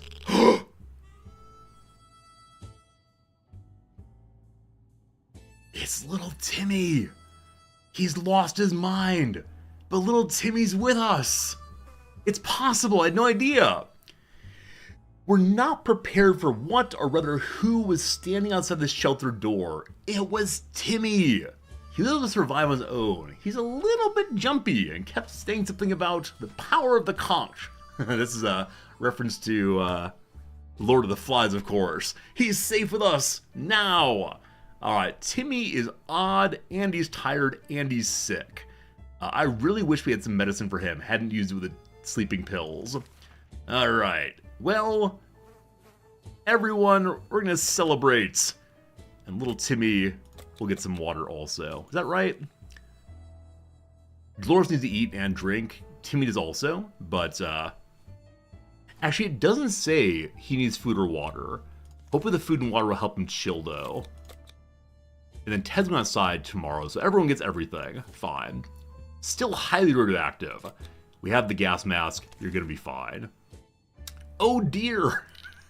Remember a plan of taking a trip south in 2 days. I took water from Dolores.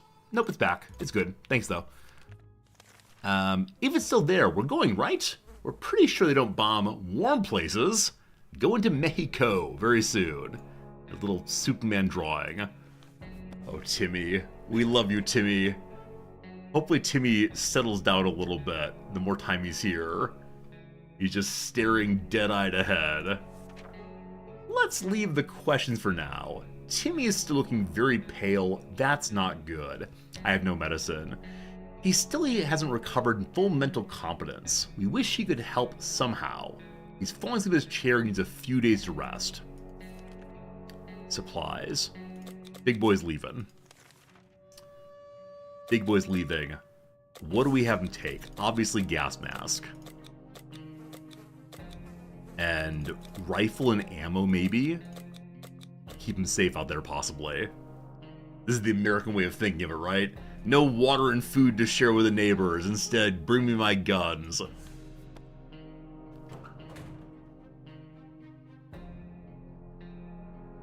Timmy's still alive, thank goodness.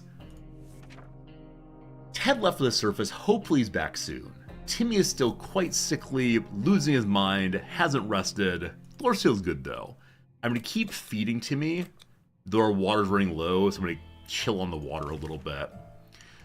A phone booth on our street is again ringing. So this is the first event where we hear the other people's voices from whatever city that was. Hopefully it's the same thing every time. What happened to the rest of Teddy's Tim Bear? Or Teddy Bear? His Timmy Bear. I expect that he ate the rest of his Timmy Bear. So again, we met the people from the town of Hill Valley. Started exchanging information, the call cut short. Timmy is still not doing well, he'd like a drink. Water for Dolores also. Anything to keep Timmy alive. We woke up to a dripping sound today and noticed something leaking from the pipes. That green liquid looks innocent enough. Even after it ate through the table, and the chair, and the floor, we should patch up that pipe. For that you can use a Boy Scout book, a gas mask, or some suitcases. Unfortunately, it's the case that Ted has all of those currently.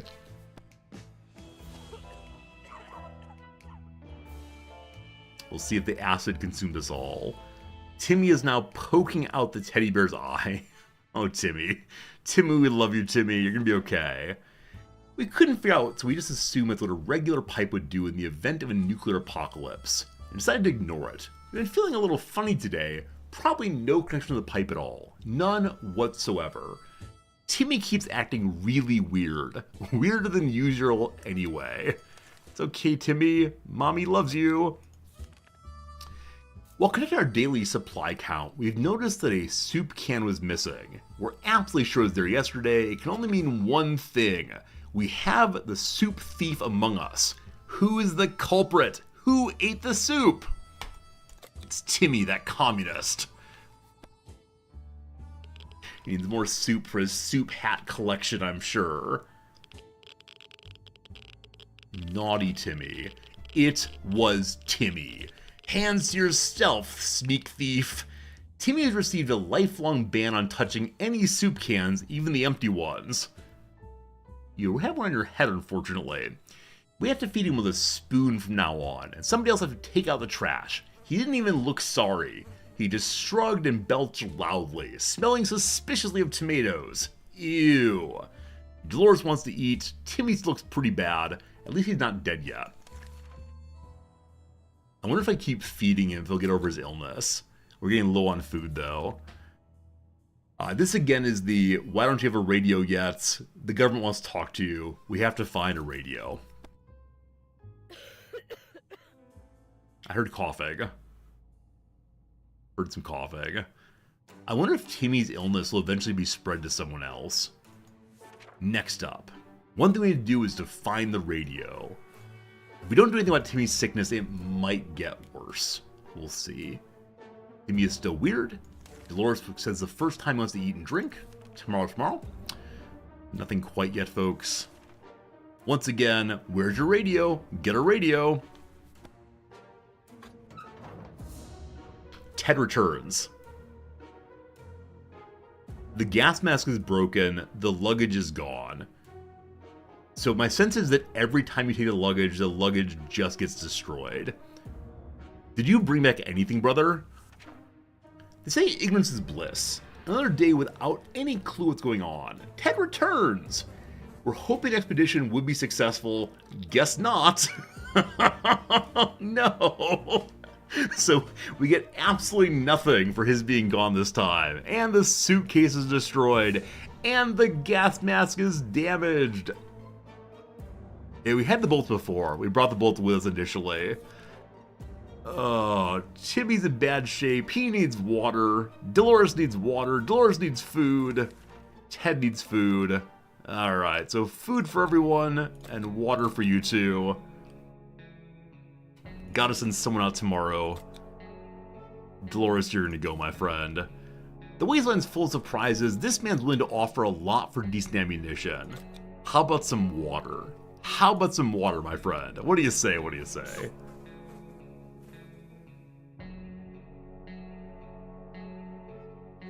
I see no water.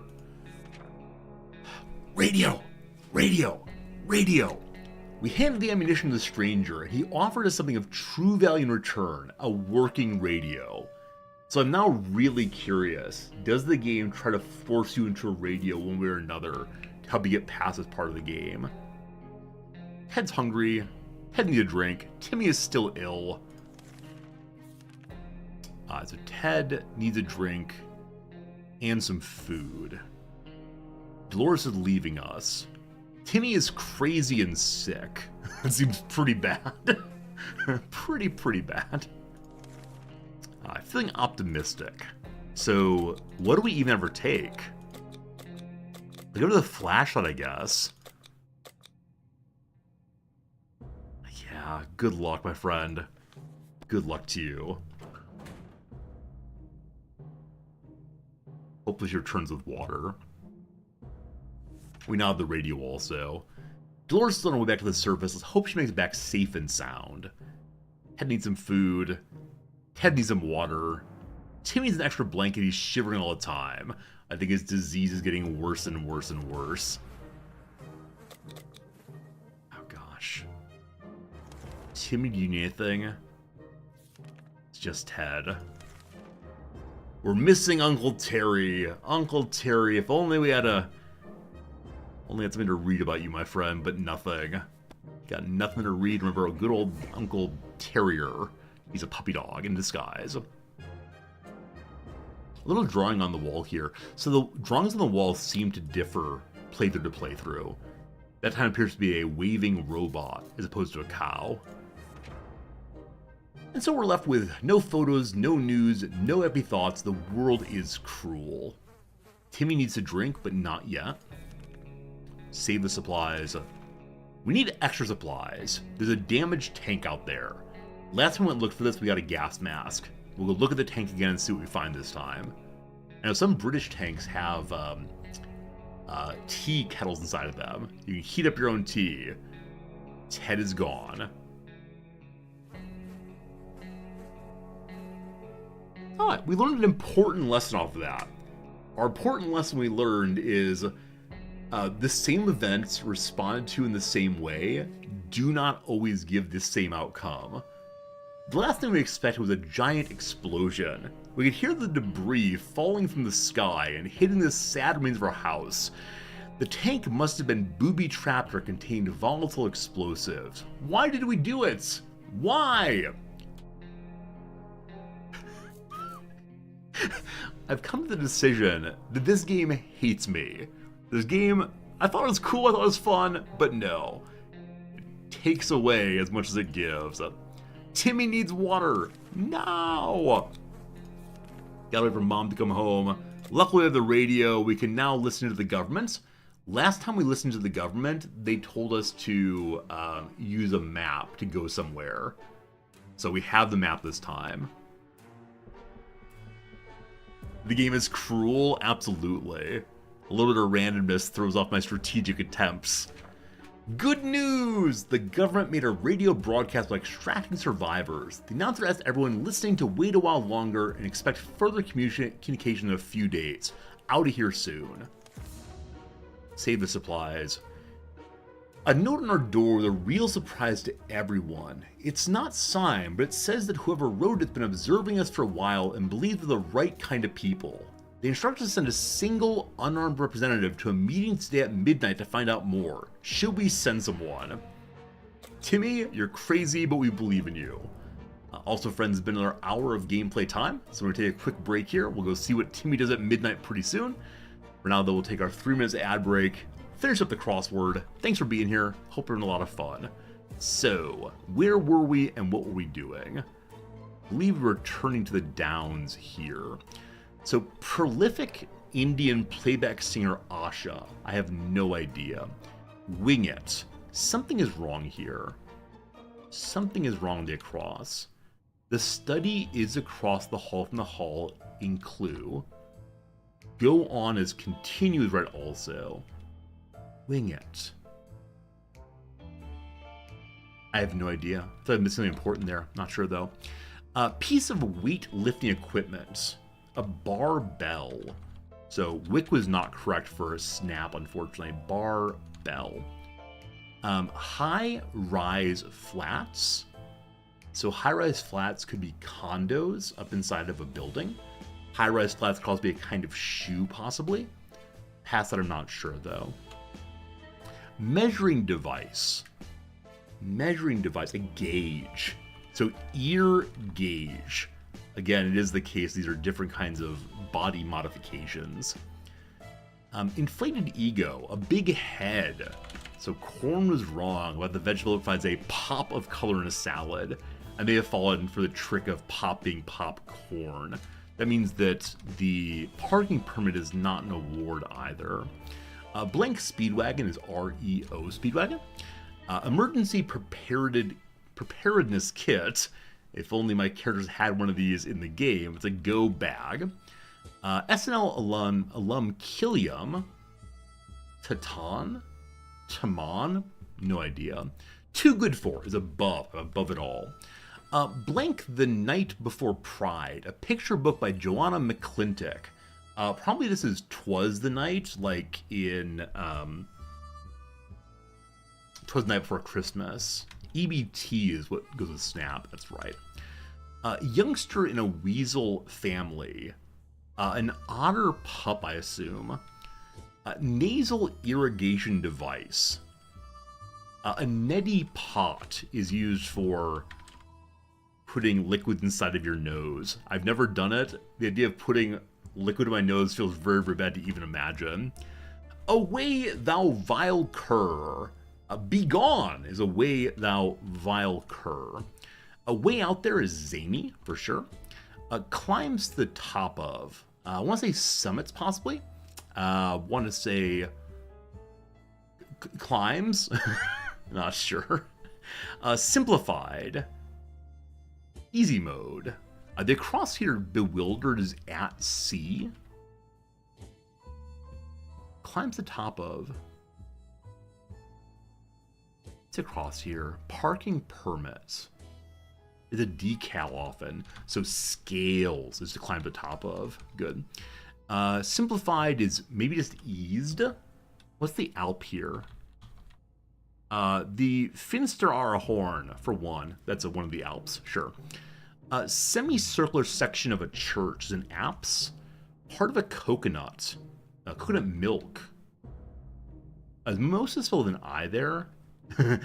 Mimosis looks like a biological process now, like mimesis. Part of a coconut.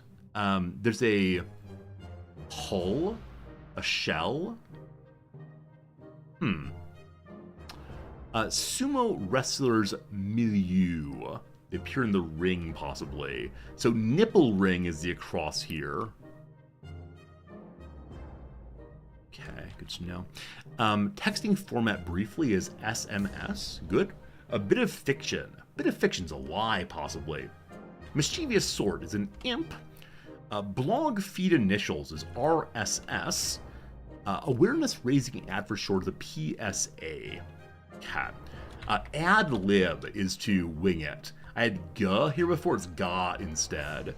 So the name I didn't know earlier was Asha Bossly, not sure. You're joking. OMG. Sent out again is to reissue. High Rise Flats.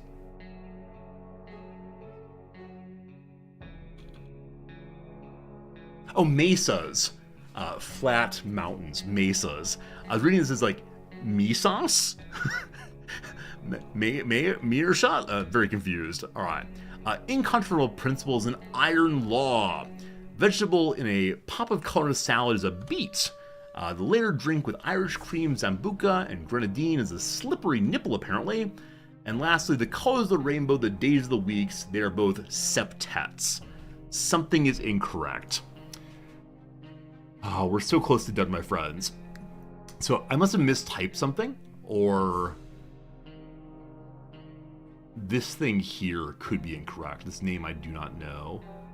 Does anybody know what's wrong? Has anyone like seen the mistake already? I'm not asking what it is yet. It is mimosas. So, oh, it's an A. Meat of the coconut. Meat! Absolutely. That was the issue there. Mimosas, meat. All fine. I got stuck on milk with the coconut and could figure out. Anyway, good job, well done. Thanks for the fun today. Glad to figure that one out. Probably another half hour or so of stream today. I do kind of want to keep playing forever, but send an unarmed representative to go engage with the people at night. Let's do that. We made it to day 20 once more. Does Crazy Timmy return? Crazy Timmy and Dolores both back. Ted is dead, but I gave her some item to go. I gave her the torch. Did she bring anything back? It's true, it's all true. There really are others just like us. We arrived at the rendezvous unarmed and were greeted by a friendly-looking group of survivors. They're led by the twins, a brother and sister. So it seems that many of the early game invitations, the invitations to go outside and meet someone, are friendly. They're these nice people who want to work with us to make the world better for everybody. I love this. Now, if we come to trust them, and they decide that they're actually going to take advantage of us, I will never recover. I have so much belief in these people. We're glad to see Dolores come back to the wasteland. The expedition got to a local hospital. It appears the blast blew up some of the upper floors, beds, some with patients still on them, and shreds of medical equipment were lying all over the place. That's kind of bleak, isn't it? However, after exploring the first floor, we concluded the majority of people inside evacuated the building in time. There were plenty of bottles of liquid in one of the wards, peroxide or not. Water's water, beggars can't be choosers. To water. It wasn't hard to find a fully equipped first aid kit. It was a hospital after all. One of the dead patients had an axe sticking out of his back. According to his chart, he was feeling perfectly fine before the atomic blast. We decided he no longer needed his axe. Nice. The last expedition got us thinking, maybe we could just drive away from the nightmare somehow? Of course, most automobiles available were completely burnt out. If we find a solid base and scavenge enough parts, maybe we could build a vehicle on our own. We better keep an eye out for those on future expeditions. Dolores wants to eat, Dolores is tired. Timmy's looking very pale, that's not good. Timmy is a bit of a crazy kid, but a few more days and he'll stay crazy for good. I don't know how to help him with the craziest, unfortunately. Not sure, unfortunately, how to do that. We make him healthy at least, and give him some water. Dolores is also wanting what? To eat something. Tomorrow, my friend. Pro tip, don't drink peroxide. I've mentioned this before, that I had a friend's father. I had a friend when I was young, my best friend when I was young, named Aaron. And his father was like a real big health nut, and got into like alternative medicine in a lot of ways, but every single day he would drink hydrogen peroxide, like straight from the bottle from the freezer. Every day, hydrogen peroxide inside, and I don't know much about this, but he seemed just fine. But it was a ritual that I always found slightly confusing. He would drink medical grade hydrogen peroxide. There you go, helped him keep clean apparently. We can't go outside. I'm gonna leave Timmy here until he's feeling somewhat better. Some door-to-door salesman found the shelter. Again, wants to tell some state secrets. So last time the state secrets were that there's a space station that doesn't work anymore. So I've got plenty of food. Let's see if we get a different state secret this time. We don't have plenty of food. I may have just wasted our food and doomed us to starvation. Okay, so this again is a working space station in orbit. During breakfast, we realized some of our rations were missing. Our first instinct was to blame the communists, but we soon realized the real culprit was Timmy. Apparently, he's completely paranoid. He keeps muttering about how we're starving him on purpose. He's giving us hostile looks. Alright, so Dolores needs to eat and drink. Timmy was cured. He's still crazy, he still needs to eat. I have enough food for both of them, but that is then it, unfortunately. So Dolores needs to eat for sure. Timmy does not need to eat yet. I think we're all going to starve, unfortunately. Timmy's in good health and full of optimism. Timmy, you're going out, my friend. About to sleep when someone's heard knocked on the door. Who could it be? Are we gonna get one of the children? Are we getting Mary Jane back? Last time we got this event, it was Timmy. Are we gonna find Timmy number 2? More Timmy's more good.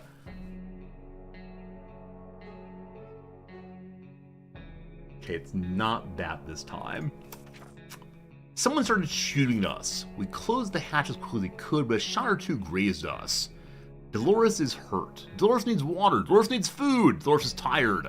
Timmy should eat. Sorry, kiddo. Mommy's hungry. Timmy is now deranged, so he's permanently crazy now. And hungry. Mommy's actually dehydrated and hurt and exhausted. Timmy! Timmy, what do I give you? What's your crazy item? Let's give you a gun. That seems appropriate for this. I wish the best of luck, Timmy. I believe we will be dead before Timmy returns, unfortunately, as we get some very lucky events. Timmy went out to the wasteland. We don't know what we'll do if he doesn't come back. Dolores needs water. Dolores may be starving. Dolores can't sleep. Dolores is injured. Dolores needs water badly. A sleazy-looking trader has an equally scruffy bag. He offers us an exchange for the bag and its contents. Last time we saw a kitty cat. This time, not so much. Sorry, my friend. Sorry for no exchange this time. She's still alive. Our grandparents never told us to buy anything sight unseen, and we're not about to start now. Gone are the times of yard sales. We can manage whatever junk's in the mysterious bag. 8 bits, will see you later. I'll be done in just about 15 minutes probably on the stream. It's gonna be a short one this Saturday. Have a good night though. Dora's been putting on a brave face. She's starving. Her wounds are bad. It's all horrible. Hear that? Noises from below. Probably the right time to check out a mail in the corner. This one's been locked tight since it got to the shelter. We use the flashlight. What do we see down below? Hopefully food and water. But probably not. No food, no water. Uh-oh. We found treasure! Pills, bottles, and medical supplies were stacked on a few shelves in a narrow room. Just enough for the first aid kit. Good for us. We don't know what the noise was, though. So, Dolores will starve, but at least she'll be healthy while she does so. We found some mushrooms. I said we would only eat these under dire situations. This is dire. Dolores, eat that mushroom. She's gonna turn into mutant Dolores, I guarantee it. She's still alive! She's still alive! We learned something today. Tomato soup are best friend, mushrooms aren't. She's still starving, unfortunately. I thought it might fill up her food, but no luck. Dolores, this is the end, isn't it? We're about to peek outside for a minute to see if the store on the corner is standing. We're about to step out. We heard a growl in the darkness, and a pair of ferocious eyes appeared a few feet away. We had moments to decide what to do. If this store is standing, we find food. Just don't die overnight, Dolores. You can do it. She's alive still. What was in the store? We decided to check what's coming for us. Guess what? A dog. The poor thing seemed tired, so we let it stay with us for the night. Next morning, we opened the door to let it out. It hasn't returned. Hope it'll come back later. We could have eaten the dog. We played a game of list the things you hate the most, and our neighbor's name kept coming up for a reason. That reminds us, the little weasel that is safe in his living room. We always wondered what's inside. Maybe we should find out. But who will do the honors of stealing the possessions of our arch nemesis? Dolores, go find food. We hear sounds. She returns ill. Mia's booby-trapped. We opened the safe. We heard a loud bang in the room filled with thick, nasty smoke that smelled of rotten eggs. He booby-trapped the safe. Sure, it slowed us down, but we didn't stop us from taking his most prized possessions. Take that, Ned! Too bad we won't ever get the stench off our clothes now. Got a gas mask? Dolores has no strength, must eat. She got ill for going through that awful, awful stink area. We got another message from the government, though. The military is preparing a rescue mission. They want survivors to head to a specific location and leave a sign behind. We have the map to find it. Let's do it. Poor Dolores. They've been saying she's starving to death for a few days now. She's fine. Don't worry. Don't worry.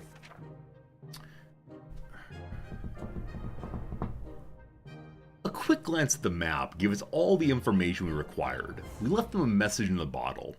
Timmy should have returned by now. We need to face the worst possible scenario. He might not be coming back. There's something really important I need to learn about how expeditions work. Because it seems like they just die sometimes. That's two people who died on the one expedition and one random event. So deaths happen not just from having no food and water, from other things as well. Well, Dolores. Goodbye, Dolores. Goodbye, sweet Dolores. The twin siblings pay us a visit, asking if we have a map of the shelter. The group becomes bigger every day. They're slowly running out of space in their tent. They're traveling to the city looking for a good spot to make camp. May I come with you? May I have some medicine? Day 30 again. Our second run to day 30. Just hang on, Dolores. I bet I'm giving people food way too often. Because she's been starving now for, I don't know, a week maybe. We're happy to see them again. We quickly hand our map and point out several locations might be worth checking out. They left before dark to get a few hours of scouting in, but they said they'd definitely be back again to share some news and a chat. We hope they find a good place. Maybe you can visit them when the camp is ready. Needs food. Is sick. Not thirsty though. Awfully quiet outside. Our situation is worse. Oh, finally this. Our situation is worse every single day. We know a teacher from a local school rescued a bunch of kids when the bombs fell. We also know the supplies are in the school shelter. We helped stock up for an emergency, so technically they're ours, right? Should reclaim them in our hour of need. Steal from the children. Got an achievement. Show your evil side. Welp. Welp, welp, welp. What do we got?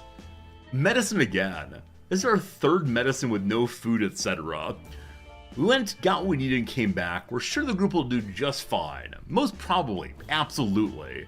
Dolores braved her hunger. However, eating is a habit that's hard to shake off. She couldn't take any more. We didn't make it. These are our final words. Anyone who reads this, 31 days. It's not our longest ever, but not having food, not having water, ba-deep, that's all, folks. What a fun game. What a really fun game. You know what? How about we make this our Saturday game for a while? How about we play this again next Saturday and see if we can get farther, see what we can learn about it. Maybe off stream, I'll practice getting things in the house over and over again until eventually we know how to get the radio. But I do wonder if the radio is not so important, actually. I wonder if the radio would be better to find later and just bring more food and water instead. You'll definitely come back. Awesome. Yeah, so my Saturday, your probably Friday, will definitely come back. Thank you for hanging out and enjoying this one. Tomorrow's my day off. Tomorrow, no stream, and so I'm not quite sure what we're going to do for that day off. On Monday, I'll be back with something else, possibly more Crusader Kings 3, or possibly some other game. There are a lot of games out there. I've been thinking about maybe trying that backpack battle game, which looks really, really fun. There's also a game called 60 Parsecs I might like. It's a space game. All right, I was going to pull up the Steam store and see what 60 Parsecs is. Is it a similar game just set in space? Oh, it appears to be. It appears to be. 60 Parsecs, an atomic space age adventure of scavenge survival. Keep your crew alive and ready for action. Make difficult choices, face soup shortages and other horrors of outer space, and maybe reach your destination or not. Oh, that's really fun. That's really fun. Your space station's about to explode. Okay, so maybe once we win in the space, or in 60 seconds, we'll then try 60 parsecs afterwards. That's really delightful. Thank you for telling me about that one, Elsie. I appreciate it. We're going to say on Monday, we'll almost certainly be playing backpack battles. Almost certainly. It'll be a good time. Whichever way, thanks for the fun today, friends. It was a really enjoyable stream. I enjoyed spending time with you as always. Thanks for the follows. Thanks for the subscriptions. Thanks for all your nice and kind words. It was a really good one for me. Thank you for being awesome. Thank you for spending your time with me. Hope you have a good weekend. And I'll be back on Sunday evening, American time, Monday morning, Japan time. And tonight, go Wrexham. Go Wrexham, yes. See you soon, folks. Good night, good night.